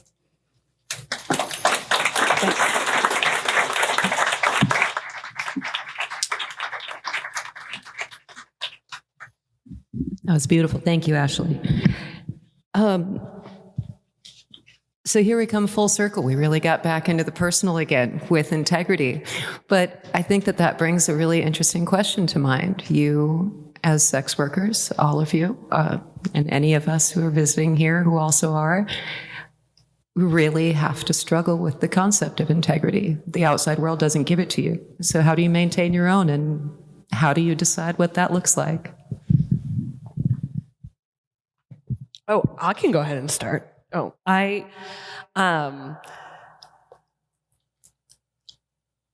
think that, like, not to be a writer, I'm like, words matter.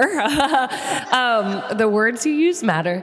I think that sometimes when we talk about integrity, we're actually like talking about morality.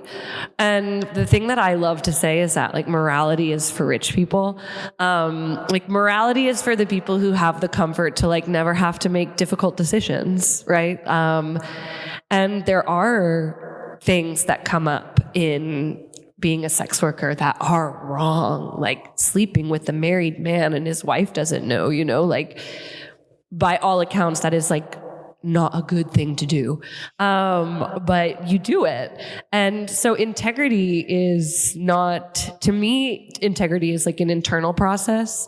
It is not anything the external world can like force on you. And I think that being a sex worker, it really forces you to differentiate between those things. That like my own internal concept of like what it means to be in integrity is not the same thing as conforming to what societal ideals of what right and wrong are.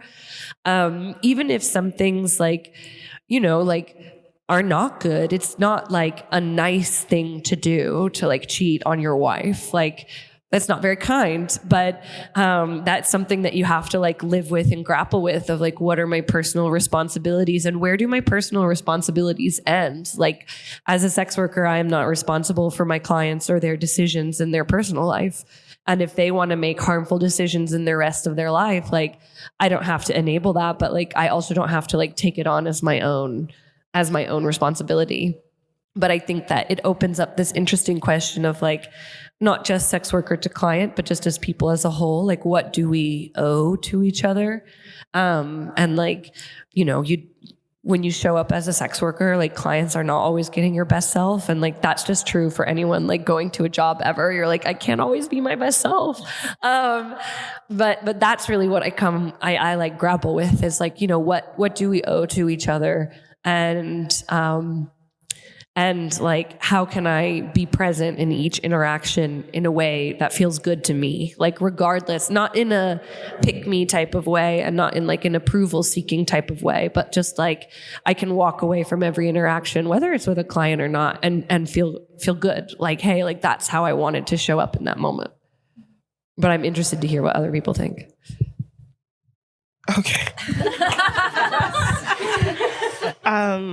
So a couple of years ago, a full service sex worker posed the question on Twitter, do you all knowingly take on married clients? And like,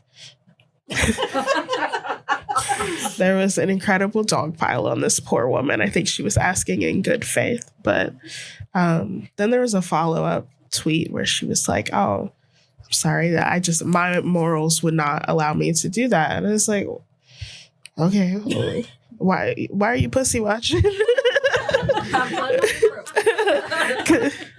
Like one of the first things that I ever wrote was for Tits and Sass, which is, one of the first things I wrote for money was for Tits and Sass. And it was about Cardi B because at the time, like she had done an interview where she had said that when she was a stripper, like men would offer her money to go home with them and she would drug them and take their money. And there was this huge uproar.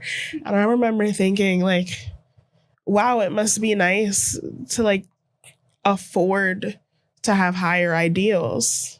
Yeah. Because like I've been in and out of sex work for a long time, but my first intro, I guess, into full service sex work, I matched with a guy on Tinder who offered me $400 to come to the yacht club in Miami and give him a blowjob. And I couldn't, at the time, I was really struggling to find a job. And I was like, I'm going to lose my apartment. And like, I didn't have higher ideals about sex work, but having sex for money was not something that I ever thought about until I was quite literally in danger of losing the roof over my head. And I left and I had $500 in cash. And my rent at the time was $600. I was like, this is incredible. It's an incredible feeling. I feel better than I have in a long time. Like, and I went home and immediately put an ad up on Backpage. I was like, at the time I had like tried dancing, and then I found out what house fees are. For those of you who are not aware, house fees, when you're a stripper, you have to pay to work. And sometimes it's all the money that you made that night. And I was like, this is crazy. I don't understand why people are choosing to do this. Like, yeah, it works for some people, but for me, it did not work. And full service sex work gave me an avenue that I had never even considered before. And so the whole concept, I think, of morality is not something that I have really struggled with from the beginning, but I have never had the privilege of struggling with it. And so I think when other people try to have conversations about morality and ethics and integrity and sex work, a lot of times it is coming from a place where they have the luxury of having those conversations. Yeah, I think that's all really important. I think that when Emily asked this question, when I was thinking about it, I think that the question for me is not what my clients are doing or the promises that they've made or what their relationship structure is like. I really don't think that's any of my business. Like, I just don't think it's my business. I think that my business is my relationship and how I'm conducting myself and what I'm telling my partner and how I'm negotiating my own life. And if I'm doing that with integrity, I really don't think it's my responsibility to tell clients what they should and shouldn't be doing in their relationships. Besides the fact that like I'm old enough at this point to know that there is not like a one size fits all in relationships anyways. So it's already not my business or my responsibility, but I also don't think that like from an outside point of view, I can even offer any like opinion about how people run their lives. Like I barely know how to run my own life. I don't know how, I really don't think it's my business to tell people how they ought to run their life or even to cast judgment on that. And perhaps that's because I, also have had to make like hard choices. And I think that we all just kind of go through life and do the best we can. And I think that my role in relationship toward any client, my responsibility to them is how I show up for them and what I do. And that's it. How I show up for them in that moment for those hours in our interactions. And if I feel like I'm handling that well, I think that's good enough. Yeah. I think we all, like, you get people who will be like, do you care that I'm married? Do you care? Like, will you judge me if I'm married? I'm like, literally, that's none of my business. I'm like, that's not my business. And it's also like, I don't even like care enough to judge you. You know, I'm like, I have judgmental opinions about a lot of things, but I'm like, I just like don't care enough about this. Like, that's your life. Like, and this is my job and you're like paying me. So like your life outside of this hour, really doesn't, like, I don't mean to sound callous, but it's like, it's not like my problem. Like, it doesn't really like matter to me. Because as you were saying, Jessie, it's like integrity is about how I live my life. And like, I really struggle with this idea of like, I definitely like go through moments, maybe you guys feel the same, where you're like, where I have like a lot of sympathy and compassion for men. And then like I have other moments where I'm like, actually, like rot in hell. I'm like, I don't believe in hell, but I think you might be going there. So I think it's really hard to like talk about integrity in sex work because clients treat us so poorly and disrespect us so much. It's not like you're working in a store and you're like a total bitch to people for no reason or something, you know, where it's like you at the end of the day where you're like, oh, maybe like those people didn't deserve that. Like oftentimes in sex work, I'm not acting in the way that I would prefer to be acting, that like I would like to show up, for example, for a personal partner or for a friend. But that is because I am already being mistreated and like my boundaries are being overstepped. So like that to me is also the other thing. Like sometimes it feels that like integrity in my personal life and integrity at work are two different things, because in my personal life, there is a mutual understanding that I am respected and viewed as a whole human being. But at work, that is not a given. And so like, sorry, but if someone enters into the interaction already like viewing me as less than human, I'm like, I don't owe you anything. And actually, you're going to get the worst version of me possible. So enjoy. Well, I was just going to add to that I think one of the things that we haven't said, and going back to this idea of like class drag, sex work is a service job. It's a service job, and we ought to think about it in relationship to other like service jobs. And I think that like we wouldn't hold waitresses responsible for giving unhealthy meals to like a patron that's in there. Like that is not their responsibility. And I think that like I don't know. I just refuse to take responsibility for clients' behavior. Yeah, absolutely. Any additions? Yes. I think, especially talking about like the conversations that we have with our partners about our work, post Sesta Fosta, I find those conversations, especially as they relate to integrity, to be very difficult, because there are just things that you cannot discuss with your partner, given the legal landscape that we live in. You don't want your partner to be questioned should you happen to get arrested or get caught up in a sting. You don't want your partner to have knowledge about certain things, including what you do for work. And so I feel like we walk a very nebulous line when it comes to openness in our personal relationships. I'll be honest, I don't give a shit what a client thinks about me. I don't care.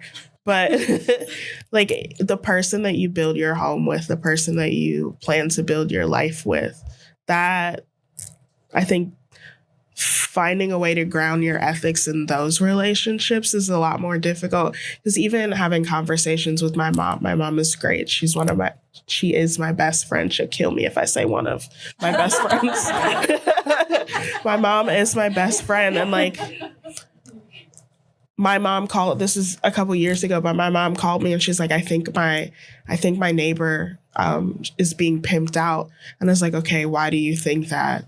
And she's like, well, he lives there and she lives there, but then there are a whole bunch of guys that come over. And I was like, okay, are you prepared to confront either of them? Because if not, I can't have this conversation with you. Because if you're right and like there's a sting, you now know too much. There are questions that you may have to answer, and like I can't get caught up in that. Yeah. And like that's a very difficult thing to say. This person may be being trafficked and I do care about that, but like I have to remove myself for my own safety. And when you're in a relationship with someone who's not a sex worker, you have to constantly make a judgment call about things that you can or cannot tell them for their own safety, and weigh that against, you know, how you want to be in a relationship with someone. Yeah, I think that a lot of times people don't realize the extent to which sex workers are at risk. You know, like obvious violences aside, like trigger warning, like assault or murder, there are so many ways in which that people are punished for being sex workers, losing bank accounts, losing jobs, losing their children, right? So there are many repercussions, and it's a I know I also hate to say the word privilege. I'm like, us privileged, criminalized people. But it is a privilege to like not have to actively face those consequences, which are very real. And I say this as someone who like views themselves in from a more privileged standpoint in sex work, because I have built up an image of acceptable sex work, which sometimes I also like resent that I've done that for myself. But it's like, you have to have the like glow of respectability in order to shield yourself from some of these consequences. And I just want to like say for everybody out there, like the average sex worker is like not us necessarily. Like they're not the people that you see on Twitter. They're not the people that you see on news segments. The more sex workers have no visibility, like they're not online, they are like not in like more privileged situations. So I think that the internet, for all its blessings, sometimes creates this very like skewed perspective of what the landscape of sex work looks like.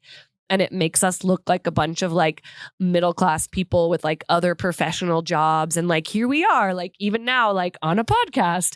But that is not the reality of the majority of sex workers, not only in the United States, but across the world. Most sex workers like live in more precarious situations and face these consequences like in a very real way.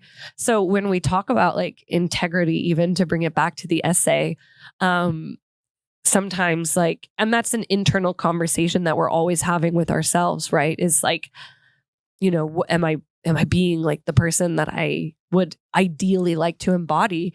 When people are living in survival mode, that is just like so like not applicable. Like I'm lucky enough to like not be living in survival mode. So like I do have the spaciousness to be like, oh, I left that interaction and like maybe that's not how I would like to handle things in the future. Like let me reflect on that and talk about it with my therapist and like adjust. But like not to say that people living in survival mode like aren't capable of like making good decisions. That's also really infantilizing, but it's just not your priority. And like I've been in survival mode. And when I was like really in that space, I didn't like really give a shit about anything I was doing to any other people or even myself. I was just like, I don't have the capacity to like even answer those questions.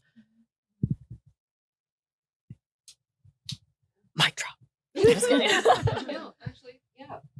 Oh, okay, we're just gonna stop on that because like we're not gonna beat that. What we are gonna do is first give a round of applause to our panelists, Molly, Jessie, and Adrie, who have just made the night, obviously. We are gonna open this up to everyone. Wait. We have closing remarks before questions? I thought they went after questions. We have an announcement. Okay, I thought that was after. I didn't know it was now. I'm sorry. Okay. Just in case there are some people, just in case some people might not like stick around for questions, we have a very exciting announcement. Do you want me to? Okay. So at Working Girls Press, we are here celebrating the launch of this book, which launched this April. But we're very, very, very excited to announce a new collaboration with the one and only Adrie Rose.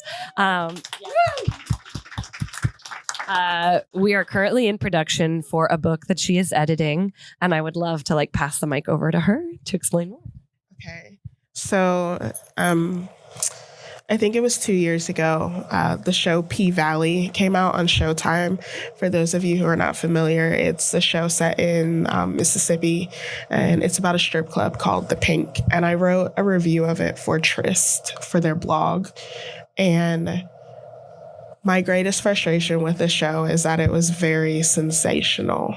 And I find that representations of sex work tend to fall in one of two categories. Either everyone's a happy whore, which some people are, and that's fine. Or everyone is just in a state of abject suffering. There's never any nuance. There's never any representation of how truly mundane sex work is. It's so much administrative work. And so while I was writing that, I started an idea started snowballing in my head. at the time, and even now, it's very difficult to talk about being ambivalent or having any sort of negative feelings about sex work because there's always immediate pushback. Well, why don't you just get a different job? Or, well, you don't have to do that. And it's just a job. Like when people that work in fast food, when people that work in retail, when they complain about their jobs, no one says, well, you don't have to work at Walmart anymore.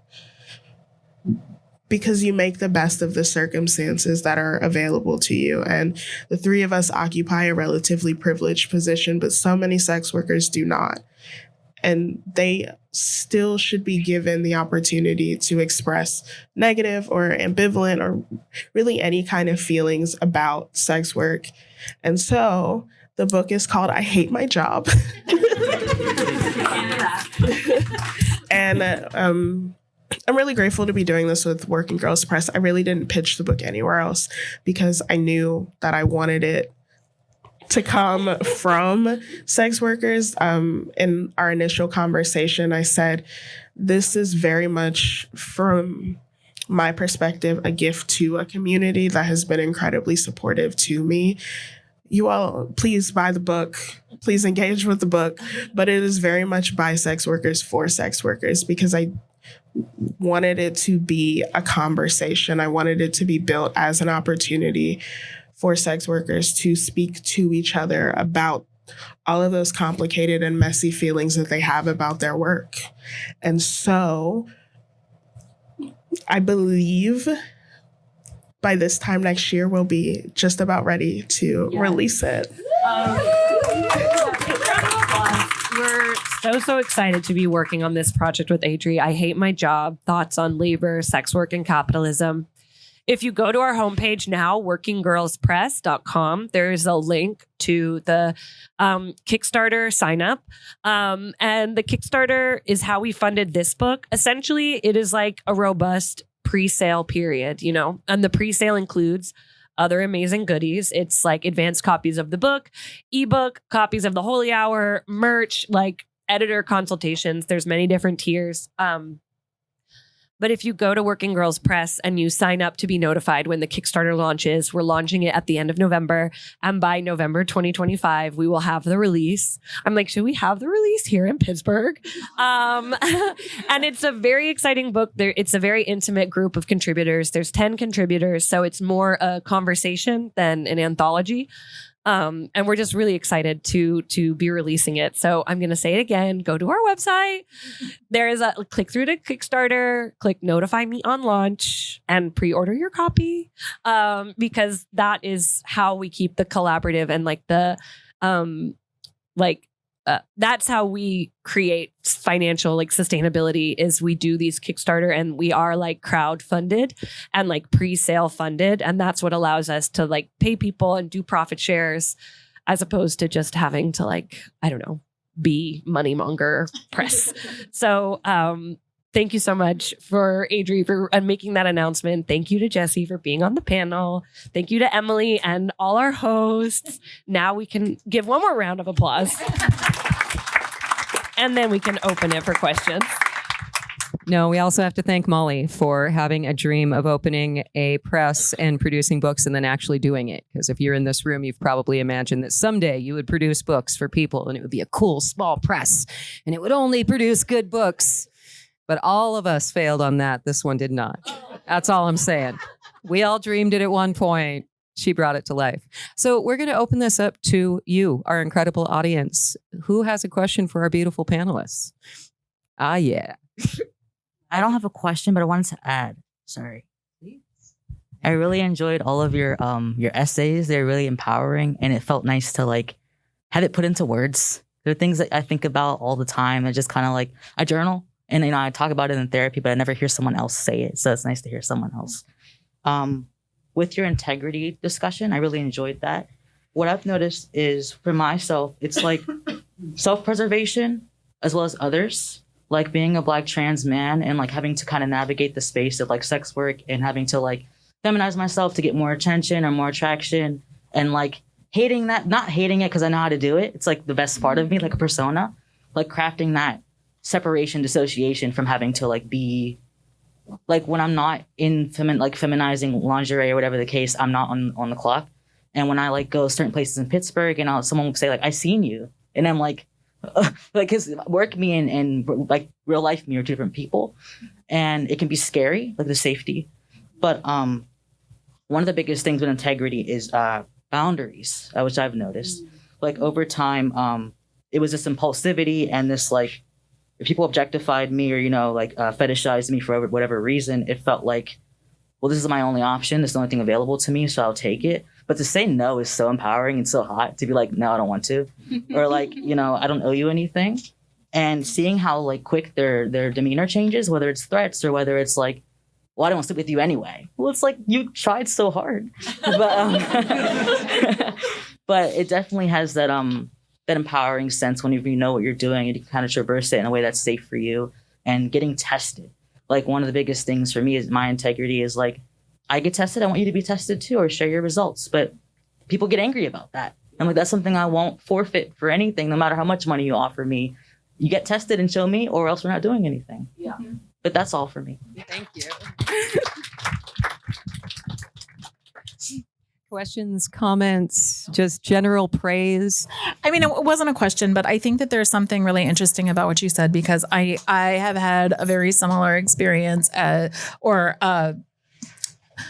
an experience that I could relate with you about, because as a plus size sex worker, I have had people who've like fetishized me very much. And then if there's any pushback from me, it's like, oh, well, you can't make a living here because you're too fat anyways. And I'm like, what just happened? Like, and I had like very intense experiences in this industry where like years ago, I had my partner and I did a documentary, and I didn't know it was going to be a big deal, and it got 6 million hits, and that was a jarring experience. And part of the reason that it was a jarring experience is that there was like so much hate because it's such a mainstream thing that there was like thousands of comments picking apart my body, picking apart like what I do for a living, picking apart everything. And that was like a very transformative experience for me, because at the same time that was happening, where I was like, I have never had an experience like this before, I was suddenly getting so many inquiries and so like much business, and it like changed my whole life in a lot of ways. And I think that there's that part of integrity for me, like, has been figuring out how to block out the noise of the expectations of people and who they think you are and what their opinions of you are, and trying to find a place that I'm like grounded in myself and what I'm doing, because I realized when I went through that, because the level of that was so intense, so much intense like hatred and so much intense praise at the same time, that that none of that really matters. That it doesn't matter that the way that I live my life outside of the opinions of everybody else is what actually like makes a difference in my life and how I conduct that. And so I think that like not just being a sex worker, but being like a sex worker who's also a public figure carries with it like a lot of baggage that I've had to like separate myself from very intentionally. Yeah. I imagine that's a process. Oh, yeah. Total process. But I think that's like the interesting thing. Sorry, I'm like, we're just now having a new conversation. Throw a mic on it first. Oh, no, Mike. Throw a mic. Oh, I was just going to say that, like, I think that is a valuable thing that sex work has taught me, that it's like other people's opinions about you have nothing to do with you. Right. It's like, you're just revealing to me what you hate about yourself normally, and like your own sources of shame and unhappiness. So that is a really amazing thing, is like, because you will inevitably receive, like, the moment you reject someone, it's like that. Like, I didn't want to fuck you anyways, bitch. It's like, well, you were about to pay me, so I think you do want to fuck me. But yeah, like, other people's opinions of you have like nothing to do with you. And it's like, that's just like their own shit. And like at no point in your life do you have to take that on from anybody, not even the people that you love, like, which I think is really powerful. Cause I'm like, you don't, like, even the people that you care about and who treat you well, it's like their opinion of you is like so filtered through their own projections. And like, it also is like their opinion of you has nothing to do with you. So like, just be you. Have integrity. No, I'm just kidding. Wait. Should we be healing? Yes. Namaste, everybody. Any other questions? Yes. Oh, yeah. Please. Yes. Is that okay, Ashley? Yeah. Please. I'm so sorry. This is another not question. So, yeah. Hi, I'm Mary. I'm so happy I got to be here tonight. I'm very humbled to be in a space with so many full service sex workers. I'm an online sex worker. So I have a different experience in a lot of ways, but some of the things that I experience are very similar. And to what Jessie was just saying with her experience with the article that she was in, that got so many hits and gave her so much visibility all at once. I only have 170,000 followers on TikTok now, but I started playing music on my TikTok that I also use to advertise for sex work. And it's brought a lot of eyes on me and a lot of hate and a lot of opinions and a lot of, different people projecting lots of different things onto me. And when I started sex work, it was like this beautiful, dare I say, empowering thing that I was like, I was claiming this as like, I'm taking back my sexuality and this is so great. And it felt that way for a bit. And as I gained more and more visibility, I have found that I do hate my job. And it is so frustrating. And like, I love it, but I also hate it in a lot of ways. And it's just this morning, I was ranting on my Twitter about some man that came on a post that I made for healing purposes. I was doing just a video where I was like talking to the viewer, asking them to slow down, stop scrolling on your feed, and like take some breaths with me. Let's chill out. And some man just commented and said, "No, you're a thirst trap. You make my wife nervous," or something. Okay, what? Then like I went on Twitter. I was like, why don't you block me then? Like what? Why is it my job to like deal with that? And it just makes me laugh. When you guys were talking about all of that and the ethics and everything, it's like I definitely agree that we don't have that responsibility to be the moral police for the people that, interact with us. I think it's just really ridiculous that society puts that on us. So it was very, very lovely to hear all of you talk about those different things that I'm like going through in different ways right now. So it was lovely. Thank you so much for this. It's been so nice. Yeah. Here's my controversial opinion is I don't think men should be allowed to have social media. I'm like, that is for the ladies and the queers. I'm like, get off. Like, what are you doing here? Because they don't know how to act. Yeah, Likes only. Yeah. Yeah. Also, if you ever want to like lose a crush on a man, just like go look at his Instagram account. You'll just be like, you're like, ooh, nothing but cringe. Damn. Sorry. No, I love this. Is now turned into a hater account. That's okay. I'm down for it. Me, who like met my boyfriend on Instagram. I know. I also like have a male partner who has an Instagram. I love account. it. It's great, but he knows. That's the duality of human nature. Exactly. Okay, my question is because I also have had experience with online sex work. Mostly. And one thing that really like surprised me was the amount of emotional labor sex work entails. And now that I'm like retired because I just can't be bothered with that. And I'm like an emotional person, like super Pisces, like it's too much. I want to know how you guys deal with emotional labor or how you like just don't labor emotionally.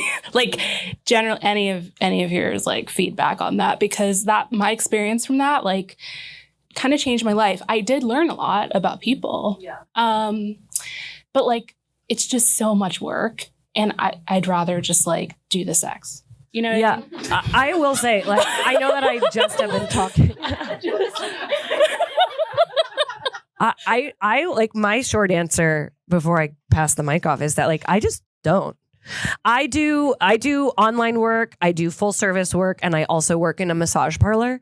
And unless I'm getting a certain dollar amount from them per hour, I'm like, I'm so sorry. Like, I'm not engaging. Like, I was just telling Jessie this the other day that, like, in the massage parlor, especially where I make like exponentially less per hour than I do as a full service worker, there more than ever do I have men like really wanting to like share their traumas and their backstory and like engage in some process.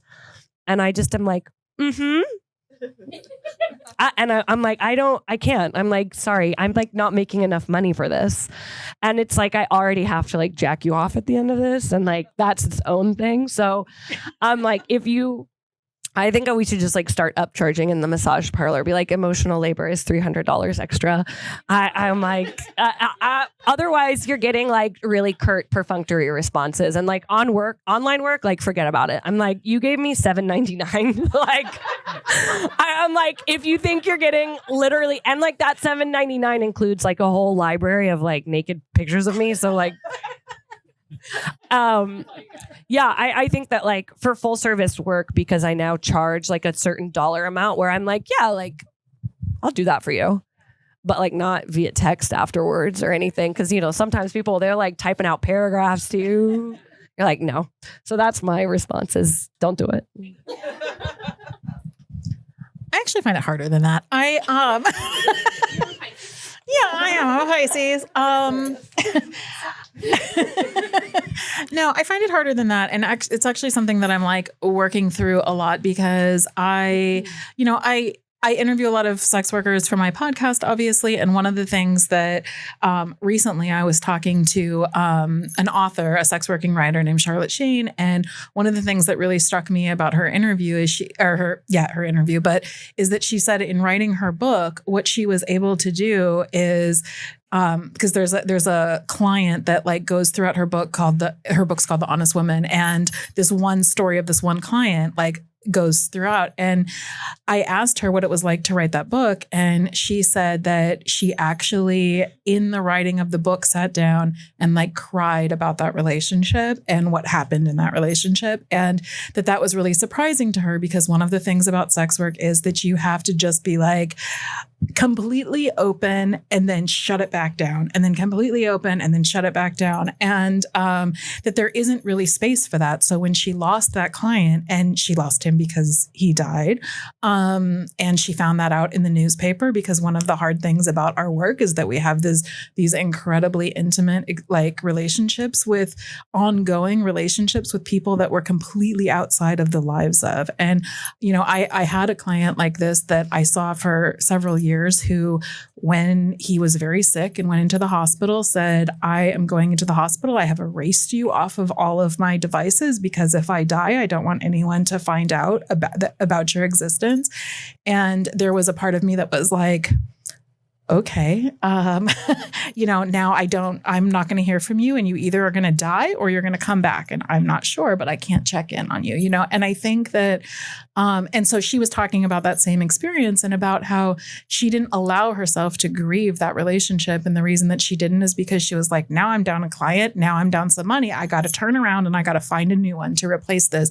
And there's something about that process and like the cyclical nature of that process, because it happens over and over. Not because they don't all die, but like I don't kill my clients, but no, because they didn't put you in the will. So but you know, there's a lot of things that happen. They start new relationships. They get a divorce. They have like things that happen that change they lose their jobs. They have things that happen that change the nature of our relationships. And it's like you're completely on and then you're off, and there's no way to like, or they fall in love with you, and that's a whole nother thing. But like, you have to shut that part of you off. And like, I was talking to my partner about this recently because I had a client fall out that was like really painful to me, but I didn't even like talk about it because there wasn't any way that I could process it like with that person because it's not appropriate to do that. So I'm just like, okay, we're going to like move on and pretend that didn't happen. But it's really hard to do that without, I think this is the hardest part of sex work, without also shutting down yourself to other things. Yeah. You know, like you can't close your heart off in some ways and not expect it to have implications in other parts of your life. And I think that's hard. Yeah. Adrie? So I broke the cardinal rule of sex work and befriended a client, which, you know, you get old enough and it's not Pretty Woman. But this was someone that I had actually formed a friendship with before they became a client. And as a Virgo, I would like to believe that it's possible to compartmentalize like interactions with clients and then my actual life. But it's also just not realistic to pretend that what we do isn't incredibly intimate. I don't believe in bullshit like soul ties or any of that. But when you, especially with repeat clients, when you spend 2-3 hours with someone multiple times a month, at some point, a relationship that is a little bit deeper than that of a client and a service provider does begin to form. And so I am a big believer in breaking up with clients when you feel like you cannot maintain your own boundaries. I know that that's controversial for some people, especially when every client counts, or you're in a position where every dollar matters. But I also believe that we have to protect ourselves first. We cannot continue to do this work if we are forming deeply emotional attachments to every client that we see. That's a very fast way to burn out, but it's also going to drive you literally insane. And so I haven't had to break up with clients very often, but I have done it to protect myself. Yeah.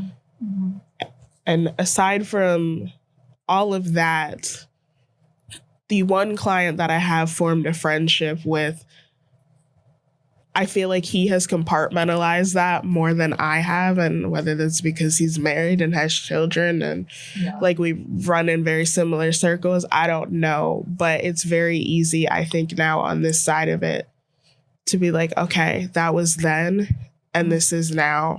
And I feel like our friendship is a lot stronger because we were both able to like establish that boundary after the fact. Yeah. I'm also a proponent of like ending relationships if they start to like pull from you for whatever reason. And I think that that's a very difficult thing to do, especially if it's somebody who's like providing a lot of your like material resources. And I've had to like step back and say like, okay, well, this is not good for me financially to end this, but also like, I won't be able to continue doing this job if I'm feeling this way after every single time that I'm like leaving this situation. So it's a complicated thing. Yeah. Any other questions? We have time for maybe 1 or 2 more questions. If you've been holding on to one, waiting for the perfect moment, this is it. If one just occurred to you while I was talking, this is the moment for it. Okay, there it is. So I guess I have some like more just general life, like and interpersonal relationship questions. But I noticed like in my work, like I work with a lot of guys. And so there's like the point where I get to where it's like there are times when I wonder if I'm the one projecting, and then there are times when I'm wondering if they're the ones projecting. And it gets very murky in that space. And like, how do you navigate that personally? With therapy. No, it's actually, that's an interesting question because I think that like I've talked to my therapist. There's been times that I've talked to my therapist about something that's going on with a client. And I think sex workers ought to be able to have therapists that they can talk to about the fact that they're sex workers, because otherwise it's really hard to get through a lot of the things that we have to do. But I think that like she has pointed out to me that like boundaries get murky when I'm trying to get my needs met through my clients, you know, and she was nice enough to say like, it's not just you, everybody does that, you know, like that boundaries get harder when you feel like they're meeting some need that you have. And that's a really human thing to do. Cause like going back to what you were saying, like sex work is work. And we love to say sex work is work and it's just work, but it's also sex and it's like incredibly intimate. And I think that it's very easy to get like, for that to happen. And those are like the moments when it probably is a good idea to break up with a client, when you suddenly stop being able to hold boundaries because there's some way in which like they're meeting your needs instead of the other way around. Yeah. No, you go first. Okay. So there was a period a couple of years ago where I had to like sit down and basically write out what I actually wanted in a relationship outside of sex work. My partner and I have been together for 11 years in November. That sounds right. But I had noticed that like a lot of the very mercenary ideas that I have when it comes to sex work is I'm all about like, get the bag and then leave. Yeah. Get the bread, get the head, and then leave. But like I noticed that I was saying things to my partner that I would say to clients, and it's like I don't like that I'm bringing work home with me. And so I had to sit down and really lay out exactly what I wanted out of my relationship and like if I even wanted to continue the relationship, because I was bringing home parts of myself, my persona, when it came to work, and that wasn't fair to them. Yeah. And so once I did that, I think it became a little easier, not a little, a lot easier to navigate between this is who I am at work and this is who I am at home in my relationship. Yeah. Yeah. They're not the same. And like, even when you like your client or like you enjoy spending time with them, because like nobody wants to that like every client interaction is like awful. And sometimes it's like you have a lot in common. You enjoy talking with them. Like maybe the sex is good, right? There's a whole spectrum of client interactions. And when they are lovely, like that is lovely. But it's not the same as like being in a personal relationship. It's just not the same. It is its own different thing, not in a good way or a bad way. And I think that like also too, if we are feeling, because I've been a sex worker for my entire adult life. I entered the industry when I was 18. And for the majority of that, I was a single person. And I got to a point, for most of those years, was very happy as a single person. And then when there arose in me a deep longing to share my life with another person, and I wasn't getting that in my personal life, that's when I started to project things onto clients and like read too much in or get my feelings hurt or like get attached, and then like not even in like an obsessive or a needy way, but just like your own emotional internal process. And then it's like, oh, I haven't heard from so-and-so in like 6 weeks. I'm like, now my feelings are going to be hurt about it. And not to say that like personal fulfillment has to come through a partner. It can come through a variety of things. Like actually the number one like source of fulfillment that I found personally was my friendships, because I did not have like fulfilling adult friendships. And then once I started to like get my interpersonal needs met on like in my personal sphere, then I could sort of like lay the boundaries of like, you know, this is work and like this is personal. And I just think like it's important too to like give yourself a lot of grace.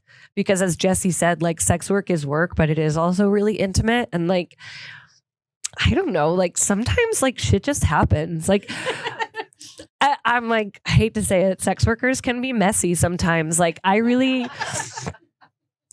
just want to reject the idea that we have to like be professional all the time, because it's like, I'm a human being entering into a very intimate space with you.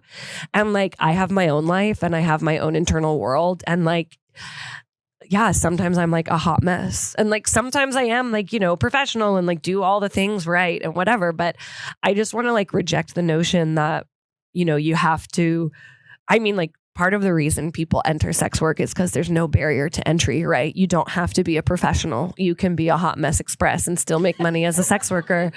And I think that's great. And so like, I just, anytime I leave an appointment and I'm like, maybe I wouldn't do exactly that again. I'm like, maybe I was a little bit crazy.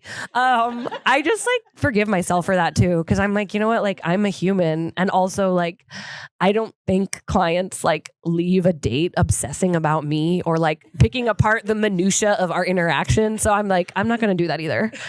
I don't know if that answered your question, but like. All right. Do we have a last question? Does anyone have anything more that they would like to say, add, think about, or just want to make a noise into a microphone? Yes. You can have it. Thanks. It's a little nuance, but do you ever feel like, in terms of separation, like I've noticed in my personal life, I'm asexual. I have no sexual. I love fan fiction. I love erotica. All that kind of stuff is cool as a concept. But when I have sex in my own romantic relationships, I don't care for it. But I've noticed that when doing sex work, I can kind of manipulate that a little bit because it's more like a performance, as if I was on stage, or like I can kind of put on like I said, a persona to get what I need, and then that's it. Like, you know, I can just leave it where it's at and go home, and I'm a whole different person. Like you said, in your relationships, the dynamic is different, and I feel like that needs to be acknowledged a lot because they assume, oh, if I date you, you're gonna be the same hot, you know, what is it? Very explorative, I guess. Like a lot of newness, and like it's just projections onto you, and it's like I'm still a human being. I don't always have the energy to be, you know, throwing it back. Like I don't, you know, it's a lot of maintenance, and even with like posting, you know, doing online sex work, it's so much editing and so much using oil and then hating it after I have to like take a shower. It's just like it sucks. And being a person on the spectrum too, it's like masking just to be attractive, just to be, you know, intimate with this person, and going home and be like, oh, I hated that so much. Or sometimes being like, oh, it was great. And then feeling like this crash of just, oh, I'm lonely now. So it's nuanced, you know. But do you ever experience that when it comes to putting on a persona to enjoy them, like, or guess not enjoy, but to get what you need, and then kind of returning back to you when you get home? Yeah, I would love to speak on that. Like, I don't consider myself as someone who has a persona. I have not created some alternative identity when I enter the sex work space, but like me performing as a sex worker with a client in session is like this much of who I am. And I'm like this much as a person. So it's not that it's like not me or that it's a fake me. It's just that it is one small facet of my personality that I'm tapping into in that moment to make use of it. And I find like personally that's helpful for me. Like some people for their mental health, they like need a separate persona. That to me felt really damaging because then it did feel like very confusing. Like where is the boundary between like me and not me?